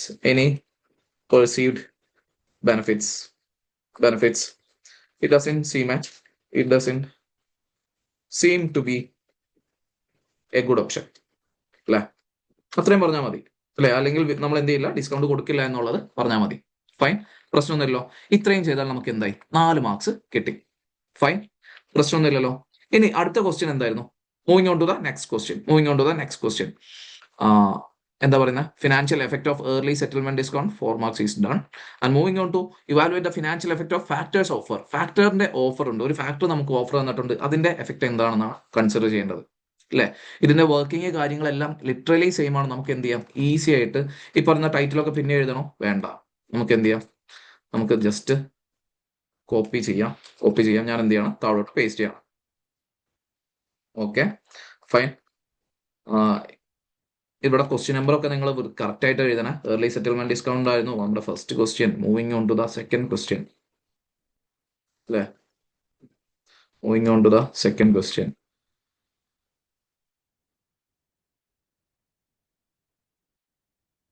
Factoring അല്ലേ? ഓക്കെ യെസ്, ഫാക്ടറിങ് എന്ന് പറഞ്ഞ് ചെറിയൊരു ഹെഡിങ് ഇട്ടു. എന്നിട്ട് ഞാൻ എന്ത് എഴുതാണ്, ഇവിടെയും സെയിം സംഭവം തന്നെയാണ്. ആനുവൽ ബെനിഫിറ്റ്സ്, ആനുവൽ കോസ്റ്റ് അല്ലെ. ക്വസ്റ്റ്യൻ കമ്മ്യൂണിറ്റി ഗ്രൂപ്പിൽ ഇട്ടിട്ടുണ്ട്, ക്വസ്റ്റ്യൻ കമ്മ്യൂണിറ്റി ഗ്രൂപ്പിൽ ഷെയർ ചെയ്തിട്ടുണ്ട് കേട്ടോ. ഓക്കെ, അടുത്തത് എന്താണ്? ആനുവൽ ബെനിഫിറ്റ്സ് എങ്ങനെ കൺസിഡർ ചെയ്യുന്നത്? ആനുവൽ ബെനിഫിറ്റ്സ് ഏതാ നമ്മുടെ ബേസ്? ഏതാ നമ്മൾ വേർ ഷുഡ് വി സ്റ്റാർട്ട്? നമ്മൾ എവിടുന്നാ സ്റ്റാർട്ട് ചെയ്യുന്നത്? ഡേയ്സിൽ നിന്നാണ് അല്ലെ. ഡേയ്സ് എടുക്കുകയാണ്. Yes, old current days and new days. വീണ്ടും ഞാൻ എഴുതി വെക്കുകയാണ്. Yes, okay. കറന്റ് ഡേയ്സ് എത്രയാണ്? എത്ര ഡേയ്സ് ആയിരുന്നു കറന്റ്ലി? 60 ആണ് അല്ലെ. അടുത്തത് ന്യൂ ഡേയ്സ് എത്ര വരും? ന്യൂ ഡേയ്സ് എനിക്ക് അറിയത്തില്ല, അത് കണ്ടുപിടിക്കാം. ഓക്കെ, അത് കണ്ടുപിടിച്ച് കഴിഞ്ഞാലായിരിക്കും ബാക്കിയുള്ളത് കിട്ടുക. ഓക്കെ, ഇനി നമുക്ക് എന്ത് ചെയ്യാം, ക്വസ്റ്റ്യൻ വായിക്കാം. Instead of introducing the early settlement discount, ഒന്നെങ്കിൽ എനിക്ക് എന്ത് ചെയ്യാം, ഏർലി സെറ്റിൽമെന്റ് ഡിസ്കൗണ്ട് ഇൻട്രൊഡ്യൂസ് ചെയ്യാം. അല്ല എന്നുണ്ടെങ്കിൽ ഫാക്ടർ ആയിട്ട് ഉള്ള ഒരു അറേഞ്ച്മെന്റ് കൺസിഡർ ചെയ്യാം. If the offer is accepted, the factor would take over managing the trade receivables of the company in exchange for an annual fee of 1.5% of credit sales. Okay, 1.5% എന്താണ്? അവിടെ തന്നെ annual ഫീസിന്റെ കൂടെ നമുക്ക് എഴുതാം അല്ലെ, annual കോസ്റ്റിന്റെ കൂടെ നമുക്ക് എഴുതാം. ഫാക്ടറിങ് ഫീ അല്ലെ, ക്വസ്റ്റ്യൻ കാണുമ്പോൾ തന്നെ നമുക്ക് എഴുതി വെക്കാൻ പറ്റുന്ന ഒരു സാധനമാണ്. ഫാക്ടറിങ് ഫീസ് എത്ര വരും? ഈസ് ഈക്വൽ ടു 45,000 ആണ് നമ്മുടെ ആനുവൽ സെയിൽസ്. അതിന്റെ എത്ര പെർസെന്റേജ് ആണെന്നാണ് പറഞ്ഞത്? അതിന്റെ 1.5% അല്ലെ. 1.5% എന്താണ്? ഫാക്ടറിങ് ഫീസ് ആണ്. ഫൈൻ, പ്രശ്നമൊന്നുമില്ലല്ലോ. And they would advance 80% of value of trade receivables at an interest rate of 5%. നമ്മുടെ കറന്റ് ഇൻട്രസ്റ്റ് റേറ്റ് എത്രയായിരുന്നു? ശ്രദ്ധിക്കണേ, നമ്മുടെ കറന്റ് ഇൻട്രസ്റ്റ് റേറ്റ് എത്രയായിരുന്നു? 4% ആണ്. അപ്പോഴാണ് ഇവർ എന്ത് ചെയ്യുന്നത്? 80% ഓഫ് ട്രേഡ് റിസീവബിൾ എന്ന് പറഞ്ഞത് 80% ഓഫ് സെയിൽസ് ആണോ? അല്ല. അപ്പൊ നമ്മൾ ഇപ്പൊ തന്നെ അത് കാൽക്കുലേറ്റ് ചെയ്യാൻ പറ്റുമോ? ഇല്ല. വൈ? ബിക്കോസ് നമ്മൾ എന്ത് ചെയ്തിട്ടില്ല, പുതിയതായിട്ട് കിട്ടിയ ട്രേഡ് റിസീവബിൾസ് കാൽക്കുലേറ്റ് ചെയ്തിട്ടില്ല. വെയിറ്റ് ചെയ്യും. ഓക്കെ, അപ്പൊ ഇത് മാർക്കല്ല, അത് ഞാൻ എന്ത് ചെയ്യാണ്, മാർക്ക് ചെയ്ത് വെക്കുകയാണ്. ഓക്കെ, കുഴപ്പമൊന്നുമില്ലല്ലോ. പിന്നെ പറയുന്നത് എന്താ? Factor has indicated that it will reduce average trade receivable days to 40 days. Okay, average receivable days 40 days. Okay, അത് നമ്മൾ നേരത്തെ വായിച്ചിട്ടുണ്ടായിരുന്നു. And reduce bad debts to 0.5% of credit sales. Bad debts എത്രയാണ്? 0.5% ആയിട്ട് കുറയ്ക്കുന്നതാണ് പറയുന്നത്. ഓക്കെ, ആദ്യം ബാഡ് ഡെബ്റ്റ്സ് എത്രയായിരുന്നു നോക്കിക്കോണേ, മുൻപത്തെ ക്വസ്റ്റ്യനുമായിട്ട്, അതായത് മുൻപത്തെ കേസുമായിട്ടുള്ള ഡിഫറൻസ് ഇതാണ്. മുൻപത്തെ കേസിൽ ബാഡ് ഡെബ്റ്റ്സ് 225,000 ആ ഫിഗർ ആണ് നേരെ കൊടുത്തത് അല്ലെ. ഇവിടെ ഇപ്പൊ പറയുന്നത് എന്താണ്? 2% ഓഫ് ക്രെഡിറ്റ് സെയിൽസ് ആണ് എന്റെ ബാഡ് ഡെബ്റ്റ്സ്. അത് ഇനി എത്രയാവും? 0.5% ഓഫ് ക്രെഡിറ്റ് സെയിൽ ആവും. That means there is A saving of 1.5%. അല്ലെ. അതൊക്കെയല്ലേ സേവിങ്? നമുക്ക് നോക്കാം. ഓക്കെ, ഓരോന്നോരോന്ന് ചെയ്യാം. ആദ്യം എന്ത് ചെയ്യാം? ട്രേഡ് റിസീവബിൾസിൽ നിന്ന് സ്റ്റാർട്ട് ചെയ്യാം. നമ്മുടെ ഓൾഡ് ഡേയ്സ് എത്രയാണ്? ഓൾഡ് ഡേയ്സ് അല്ലെങ്കിൽ കറന്റ് ഡേയ്സ് 40 ആണ്. ന്യൂ ട്രേഡ് റിസീവബിൾ ഡേയ്സ് ആണ്. ന്യൂ ഡേയ്സ് എന്നുള്ളത് കറന്റ് ട്രേഡ് റിസീവബിൾ ഡേയ്സ് ആണ്, 40 ആണ്. ഓക്കെ, അപ്പം അങ്ങനെയാണെങ്കിൽ എന്റെ റിസീവബിൾസ് എത്രയായിരിക്കും? എത്രയായിരിക്കും? ഇവിടെ 7,500 ആണ്. ഇവിടെ ഈസ് ഈക്വൽ ടു 40/360 ഇൻറ്റു 45,000. എന്റെ ന്യൂ റിസീവബിൾസ് എത്രയാണ്? 5,000 ആണ്. ഫൈൻ, പ്രശ്നമൊന്നുമില്ലല്ലോ. അതായത് റിസീവബിൾസ് കുറഞ്ഞു, അപ്പൊ തന്നെ സ്പോട്ടിൽ എനിക്ക് എന്ത് എഴുതാം? ഇൻട്രസ്റ്റ് സേവിങ്സ് ഓൺ റിസീവബിൾസ് അല്ലെ. കഴിഞ്ഞ സെയിം സാധനം is equal to 7,500 minus 7,500 minus 5,000 into എത്ര പെർസെന്റേജ് ആയിരുന്നു ഇൻട്രസ്റ്റ് റേറ്റ്? 4% അല്ലേ. 4%. ഓക്കെ, 100 rupees എനിക്ക് എന്തുണ്ട്? ഇൻട്രസ്റ്റ് സേവിങ്സ് ഉണ്ട്. 100 rupees അല്ല, 100,000 ആണ്. ഓക്കെ, ഇനി ബാഡ് ഡെബ്റ്റ്സ് റിഡ്യൂസ്ഡ്. അടുത്തൊരു സാധനം എന്താണ്? ബാഡ് ഡെബ്റ്റ്സ് റിഡ്യൂസ് ചെയ്യുന്ന ഒരു സാധനമാണ് അല്ലെ. ബാഡ് ഡെബ്റ്റ്സ് റിഡ്യൂസ്ഡ് എന്തായിരുന്നു പറഞ്ഞത്? 2% ആയിരുന്നു ആദ്യം. 2% ഓഫ് ക്രെഡിറ്റ് സെയിൽസ് ആയിരുന്നു. അത് എത്രയായി? 0.5% ആയി. നമുക്ക് വന്ന സേവിങ് എത്രയാ? 1.5%. കുഴപ്പമൊന്നുമില്ലല്ലോ. അപ്പം നമ്മുടെ ടോട്ടൽ ക്രെഡിറ്റ് സെയിലിന്റെ 1.5% ആണ് നമ്മൾ എന്ത് ചെയ്യേണ്ടത്, കൺസിഡർ ചെയ്യേണ്ടത്. Is equal to credit sale 45,000, അതിന്റെ 1.5% ആണ് നമുക്ക് നെറ്റ് എഫക്റ്റീവ്ലി എന്ത് വരിക, സേവിങ്സ് ആയിട്ട് വരിക. 675 എന്തോ വരുന്നു സേവിങ്സ് ആയിട്ട് വന്നു. ഓ യെസ്, ഓക്കെ, ഇത് ട്വിസ്റ്റ് ആണല്ലോ. 675 സേവിങ് വരുന്നു, അതേപോലെ തന്നെ 675 എന്തോ വരുന്നു, കോസ്റ്റ് വരുന്നു അല്ലെ. ഇനി ഇവിടെ വേറെ എന്തെങ്കിലും കോസ്റ്റ് നമ്മൾ കൺസിഡർ ചെയ്യാനുണ്ടോടാ? കോസ്റ്റ് വേറെ എന്തെങ്കിലും കൺസിഡർ ചെയ്യാനുണ്ടോ? ഏതെങ്കിലും ചെയ്യാനുണ്ടോ? യെസ്, ഏതാ ഏതാ അഡ്വാൻസ് കൊടുക്കുന്നുണ്ട് അല്ലെ. Advance interest on advance from receivers അല്ല, ഫ്രം ഫാക്ടേഴ്സ് അല്ലെ. എന്താ പറയുന്നത്, ക്വസ്റ്റ്യനിൽ കൃത്യമായിട്ട് പറയുന്നുണ്ടായിരുന്നു നമ്മുടെ റിസീവബിൾസ് എത്രയാണ് അല്ലെ, നമ്മുടെ റിസീവബിൾസ് എത്രയാണ്, അതിന്റെ 80% ഓഫ് വാല്യൂ അവരെന്ത് ചെയ്യും, അഡ്വാൻസ് തരും. ആൻഡ് അതിന് അവർ ചാർജ് ചെയ്യുന്ന ഇൻട്രസ്റ്റ് എന്ന് പറയുന്നത് എത്രയാണ്, 5% ആണ്. മാർക്കറ്റിൽ എത്ര ഇൻട്രസ്റ്റ് റേറ്റ് ഉള്ളൂ, 4% ഉള്ളൂ അല്ലെ. പക്ഷെ ഫാക്ടറിങ്ങിന്റെ ഈ ഓപ്ഷൻ എടുക്കുന്നത് കൊണ്ട് ഞാൻ എക്സ്ട്രാ എത്ര കൊടുക്കേണ്ടി വന്നു, 1% വന്നു. അതാണ് ആ ഡിഫറൻസ് എന്ന് പറയുന്നത് അല്ലെ. അപ്പം ആ ഡിഫറൻസ് വരുന്ന സംഭവം നമ്മൾ എന്ത് ചെയ്യണം, കൃത്യമായിട്ട് എഴുതി വെക്കുക.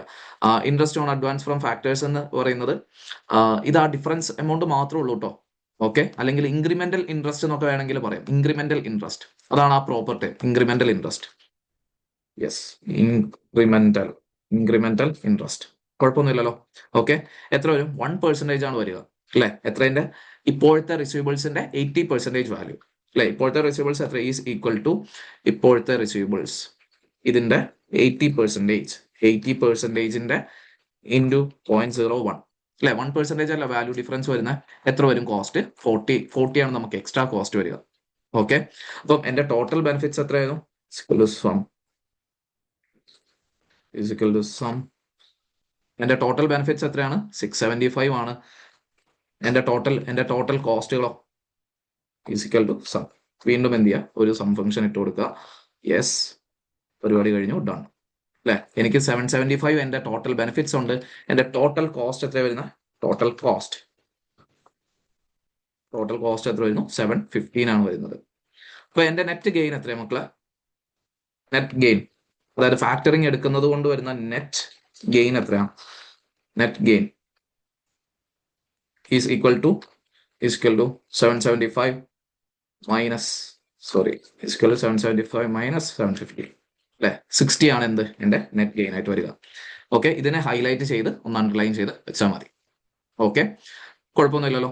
ഓക്കെ, ഇതോടുകൂടെ ഇതിൽ നിങ്ങൾ ഒരു കമന്റും കൂടെ ആഡ് ചെയ്യണേ, മറക്കല്ലേ. കമന്റ് എന്താ ചെയ്യേണ്ടത്, as there is A net gain of $60 ആണോ, $60 എന്ന് വെറുതെ എഴുതി വെച്ചാൽ മതിയോ, പോരാ. അത് എത്രയാണ്, 60 മില്യൺ ആണോ, 60,000 ആണോ, എന്താണെന്നുള്ളത് പ്രോപ്പർ ആയിട്ട് പറയണം. Okay, fine, sure. ഓക്കെ, അപ്പം എന്ത് ചെയ്യണം, ആ 60 മില്യൺ ആണോ 1000 ആണോ ഒക്കെ എഴുതി വെക്കുക. എന്ത് ചെയ്യണം, കൃത്യമായിട്ട് എഴുതി വെച്ചാൽ മതി. ഞാൻ ഒന്നുകൂടെ തടയാം. ഒരു അടുത്ത ഒരു ക്വസ്റ്റ്യൻ എന്താ പറയുന്നത്, benefits of centralised treasury management ആണ്. എന്തൊക്കെയാണ് പറയുന്നത്, സെൻട്രലൈസ്ഡ് ആയിട്ട്, അതായത് പറയുന്ന സംഭവത്തിലുള്ള ഇപ്പം ലേസ് പോലെയുള്ള ഒരു ഓൾ ഇന്ത്യ മൊത്തത്തിലുള്ള ഒരു കമ്പനിയുടെ കേരളത്തിൽ, തമിഴ്നാട്ടിൽ, ആന്ധ്രാപ്രദേശ് ഇങ്ങനെ സെപ്പറേറ്റ് ട്രഷറി ഡിപ്പാർട്ട്മെന്റ്സ് അല്ലാതെ അവർ സെൻട്രലൈസ്ഡ് ആയിട്ട് ട്രഷറി ഡിപ്പാർട്ട്മെന്റ് സെറ്റ് ചെയ്ത് കഴിഞ്ഞാൽ എന്തൊക്കെയാണ് ബെനിഫിറ്റ് എന്നുള്ളതാണ് പറയുന്നത്. ഓക്കെ, ഒരു 5 മിനിറ്റ്സ് കൊണ്ട് നമുക്കിത് മൊത്തത്തിൽ പെട്ടെന്നൊന്ന് പറയാം. ഫസ്റ്റ് വൺ എന്താണ്, ബോറോയിങ് പവർ കൂടും അല്ലെ. കുറെ ബോറോ ചെയ്യുന്ന എമൗണ്ട് കുറയും ചെയ്യും. ആൻഡ് നമ്മുടെ ബാങ്കുമായിട്ടുള്ള ഒരു പവർ കൂടുന്നാണ് പറയുന്നത്. ഓക്കെ, നമുക്ക് കാരണം ഓൾ ഇന്ത്യ ലെവലിൽ നമ്മൾ സെൻട്രൽ ആയിട്ടാണ് ചെയ്യുന്നത് അല്ലെ. ഒരു സെൻട്രൽ സ്ഥലത്തു നിന്നാണ് ചെയ്യുന്നത്. നമുക്ക് അത്രയും ഹ്യൂജ് എമൗണ്ട്സ് അപ്പോൾ അതിൽ ഇൻവോൾവ് ആയിരിക്കും അല്ലെ. ഓരോ സ്റ്റേറ്റും കുഞ്ഞു എമൗണ്ട്സ് ചെയ്യുന്നതിന് പകരം നമ്മൾ എന്ത് ചെയ്യണം, ഓൾ ഇന്ത്യ ലെവലിൽ സെൻട്രലൈസ്ഡ് ആണ് പർച്ചേസ് ചെയ്യുന്നത്. സ്വാഭാവികമായിട്ടും അല്ലെങ്കിൽ ലോൺ എടുക്കുന്നത് ബൾക്ക് ആയിട്ടുള്ള ബോറോയിങ്സ് ആയിരിക്കും വരിക. അപ്പൊ എന്ത് ചെയ്യും, നമുക്ക് ബാർഗെയിനിങ് പവർ കിട്ടുമെന്നാണ് പറയുന്നത്. പിന്നെ ലിക്വിഡിറ്റി മാനേജ്മെന്റ് എന്താണ്, സെൻട്രലൈസ്ഡ് ആയിരിക്കും. ഓരോ കേരളത്തിലൊന്നോ തമിഴ്നാട്ടിലൊന്നോ ഈ പറയുന്ന ഡ്യൂപ്ലിക്കേഷൻ ഓഫ് സർവീസസ് നമുക്ക് എന്ത് ചെയ്യാം, ഭയങ്കരമായിട്ട് ഒഴിവാക്കാം. ഓക്കെ, ഡ്യൂപ്ലിക്കേഷൻ ഓഫ് സർവീസസ് ഭയങ്കരമായിട്ട് ഒഴിവാക്കാം. പിന്നെ ഫിനാൻഷ്യൽ എക്സ്പെർട്ടൈസ്, സ്വാഭാവികമായിട്ടും ഒരു സെൻട്രലൈസ്ഡ് ട്രഷറി ഡിപ്പാർട്ട്മെന്റിൽ ആരായിരിക്കും, ഒരു നല്ല ക്വാളിഫിക്കേഷൻ ഉള്ള ഒരു ഫിനാൻസ് പ്രൊഫഷണൽ ആയിരിക്കും ഉണ്ടാവുക. അപ്പം ആ ഒരു ഫിനാൻഷ്യൽ എക്സ്പെർട്ടൈസ് സ്വാഭാവികമായിട്ടും ഇത്രയും ഏരിയാസിലോട്ട് എന്ത് ചെയ്യാം, ഇറങ്ങി വരികയാണ്. അല്ലെ? ആ എക്സ്പെർട്ടൈസ് എല്ലാവർക്കും കിട്ടുമെന്നാണ് പറയുന്നത്. And next one is improved management of foreign currency risk. അല്ലെ? ഫോറിൻ കറൻസി ട്രാൻസാക്ഷൻസ് ഒക്കെ ഉണ്ടെങ്കിൽ നമുക്ക് എന്ത് ചെയ്താൽ മതി? ഇനിയിപ്പോ ഒരു സെൻട്രൽ ഡിപ്പാർട്ട്മെന്റിൽ നിന്ന് ചെയ്താൽ മതി. അവർക്ക് ഓരോ കേരളോ തമിഴ്നാടോ ആന്ധ്രാപ്രദേശ് ഓരോരോ എന്താ പറയുക ഇൻഡിവിജ്വൽ ഓഫീസ് ആണെങ്കിൽ ഓരോ ട്രാൻസാക്ഷൻ ചിലപ്പോൾ അവർ എന്ത് ചെയ്തേനെ ക്യാഷ് കൺവേർഷൻ നടത്തേണ്ടി വന്നേനെ. അല്ലെ? പക്ഷെ ഇതൊരു സെൻട്രലൈസ്ഡ് ആയിട്ട് നമ്മൾ നിൽക്കുന്നതുകൊണ്ട് നമ്മൾ ചിലപ്പോൾ എന്ത് ചെയ്യില്ല, ഓരോ ട്രാൻസാക്ഷൻ കഴിയുമ്പോൾ അപ്പൊ തന്നെ നമ്മൾ എന്ത് ചെയ്യില്ല, ഫോറിൻ കറൻസി ട്രാൻസ്ലേറ്റ് ചെയ്യാൻ നിൽക്കുമോ? ഇല്ല. നമ്മൾ എന്ത് ചെയ്യും? നമ്മൾ അത് ഹോൾഡ് ചെയ്ത് വെക്കും. ഫോറിൻ കറൻസി റിസർവ്സ് പോലെ ഹോൾഡ് ചെയ്ത് വെക്കും. കാരണം ഇന്നല്ലെങ്കിൽ നാളെ ചിലപ്പോൾ നമുക്ക് വീണ്ടും ആവശ്യം വന്നേക്കാം. ഓക്കെ? അതുകൊണ്ട് അങ്ങനെ ഓരോ ട്രാൻസാക്ഷൻ കഴിയുമ്പോഴുള്ള ട്രാൻസാക്ഷൻ കോസ്റ്റുകളും കാര്യങ്ങളും എല്ലാം കുറയും. പിന്നെ സേഫ്റ്റി ഫണ്ട്സ് ആയിട്ട് നമുക്ക് വെക്കേണ്ട ഫണ്ടുകളുടെ അളവൊക്കെ കുറയും. ഇത്രയൊന്നും പറയേണ്ട കാര്യമില്ല അല്ലെ? നമ്മളോട് എത്ര 3 പോയിന്റ്സ് എന്തോ ചോദിക്കുന്നുള്ളൂ അല്ലെ? ഈസി ആയിട്ട് സിമ്പിൾ ആയിട്ട് ഇതൊക്കെ ആലോചിച്ചാൽ മതി. ഈ ക്ലാസ് കഴിഞ്ഞാൽ പിന്നെ നിങ്ങൾ എക്സാമിന് കയറുമ്പോൾ ഇതൊന്നും രണ്ടാമത് ഇനി വായിക്കണോ? വേണ്ട. ധൈര്യമായിട്ട് യു ക്യാൻ റൈറ്റ്. അല്ലെ? അത് ആ ഒരു ലെവലിൽ ഇരുന്നത് തന്നെ ആലോചിച്ചാൽ മതി.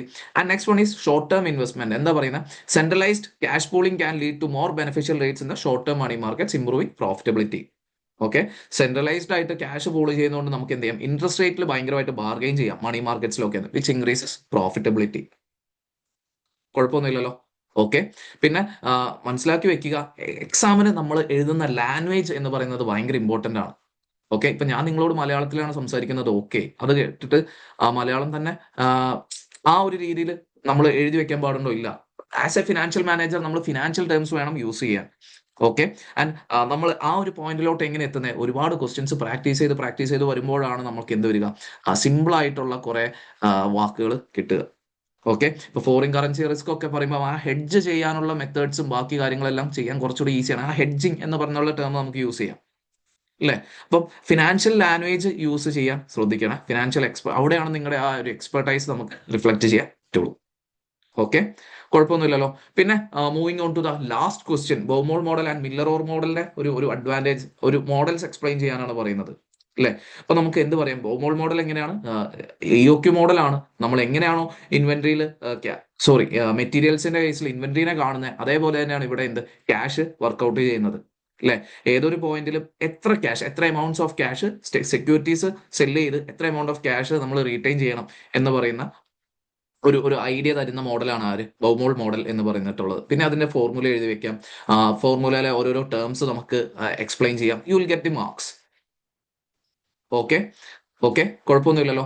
ഇതൊക്കെ അറിയാൻ നിങ്ങൾക്ക് സിനാരിയോ അറിയേണ്ട ആവശ്യമുണ്ടായിരുന്നോ? ഇല്ല. ഓക്കെ? കുഴപ്പമൊന്നുമില്ലല്ലോ. പിന്നെ moving on to the last one, Miller Orr model. എന്താ മില്ലർ ഓർ മോഡൽ എന്ന് പറഞ്ഞാൽ? മില്ലർ ഓർ മോഡൽ എന്ന് പറഞ്ഞാൽ എന്താ? സെക്യൂരിറ്റീസ് സെല് ചെയ്യുന്നു, നിങ്ങൾക്ക് എന്ത് കിട്ടും? ക്യാഷ് കിട്ടും. ക്യാഷ് നിങ്ങൾ യൂസ് ചെയ്യുന്നു. ഇൻ കേസ് നിങ്ങളുടെ ക്യാഷ് റിസർവ്സ് കുറഞ്ഞു പോവുകയാണെങ്കിൽ വീണ്ടും എന്ത് ചെയ്യാം? നിങ്ങൾ സെക്യൂരിറ്റീസ് സെല് ചെയ്യാം. ഓക്കെ? ഇനി അതല്ല ഒരുപാട് ഹൈ ആയിട്ടാണ് നിങ്ങളുടെ ക്യാഷ് റിസർവ്സ് ഒരുപാട് ഹൈ ആയിട്ടാണ് പോകുന്നതെങ്കിൽ what you can do is, എന്താ പറയുന്നത്, you can purchase securities, you can invest it properly so that you will get the returns അല്ലെ? അപ്പൊ അവിടെ എന്താ പറയുന്നത്, അവിടെ അനാവശ്യമായിട്ട് അല്ലെ ഡെഡ് ആസറ്റ്സ് ആയിട്ട് എന്തെങ്കിലും കിടക്കും? ഇല്ല. ഓക്കെ? അപ്പം ഷോർട്ട് ടേം സെക്യൂരിറ്റീസിലാണ് ഇൻവെസ്റ്റ് ചെയ്യുന്നത്. നിങ്ങൾ ലോങ് ടേം സെക്യൂരിറ്റീസ് എന്നൊന്നും അറിയാതെ പോലും എഴുതി പോയേക്കില്ല. ഓക്കെ? ഈസി ആയിട്ടുള്ള ക്വസ്റ്റ്യൻ ആണ്, വളരെ ഈസി ആയിട്ടുള്ള ഒരു ക്വസ്റ്റ്യൻ ആണ്. 10 മാർക്സ്, 12 മാർക്സ്, 20 മാർക്സ് ഒക്കെ ഈസി ആയിട്ട് നമുക്ക് എന്ത് കിട്ടും? മേടിക്കാം. ഓക്കെ? സോ ഇതോടുകൂടെ ഇന്നത്തെ ക്ലാസ് ഞാൻ വൈൻഡപ്പ് ചെയ്യാണ്. ഓക്കെ? ഇല്ല, 4 മാർക്കിന്റെ എക്സ്പ്ലനേഷൻ ഇത്രയും ആവശ്യമൊന്നുമില്ല. ആകെ ഒരു 2 മാർക്സ് അല്ലേ? 2 മാർക്സ് പെർ മോഡലാണ് 2 മാർക്സ്. ഓക്കെ? അപ്പം you can assume that if you write a good point U will get ideally 2 points. പക്ഷെ എന്ത് ചെയ്യുക? നമ്മളൊരു സേഫ്റ്റി മാർജിൻ പിടിച്ച് നമ്മൾ എന്ത് ചെയ്യുക? Will be writing 2 good points അല്ലെ? മാർക്സ് പോവണ്ടല്ലോ അല്ലെ? ഇതൊക്കെ ഈസിയാണ്, നമുക്ക് ഇഷ്ടം പോലെ എത്ര നേരം വേണമെങ്കിലും സംസാരിക്കാൻ പറ്റുന്ന ടോപ്പിക്സ് ആണ്. അപ്പം 2 ഗുഡ് പോയിന്റ്സ് എഴുതുക, you can stop there. Okay?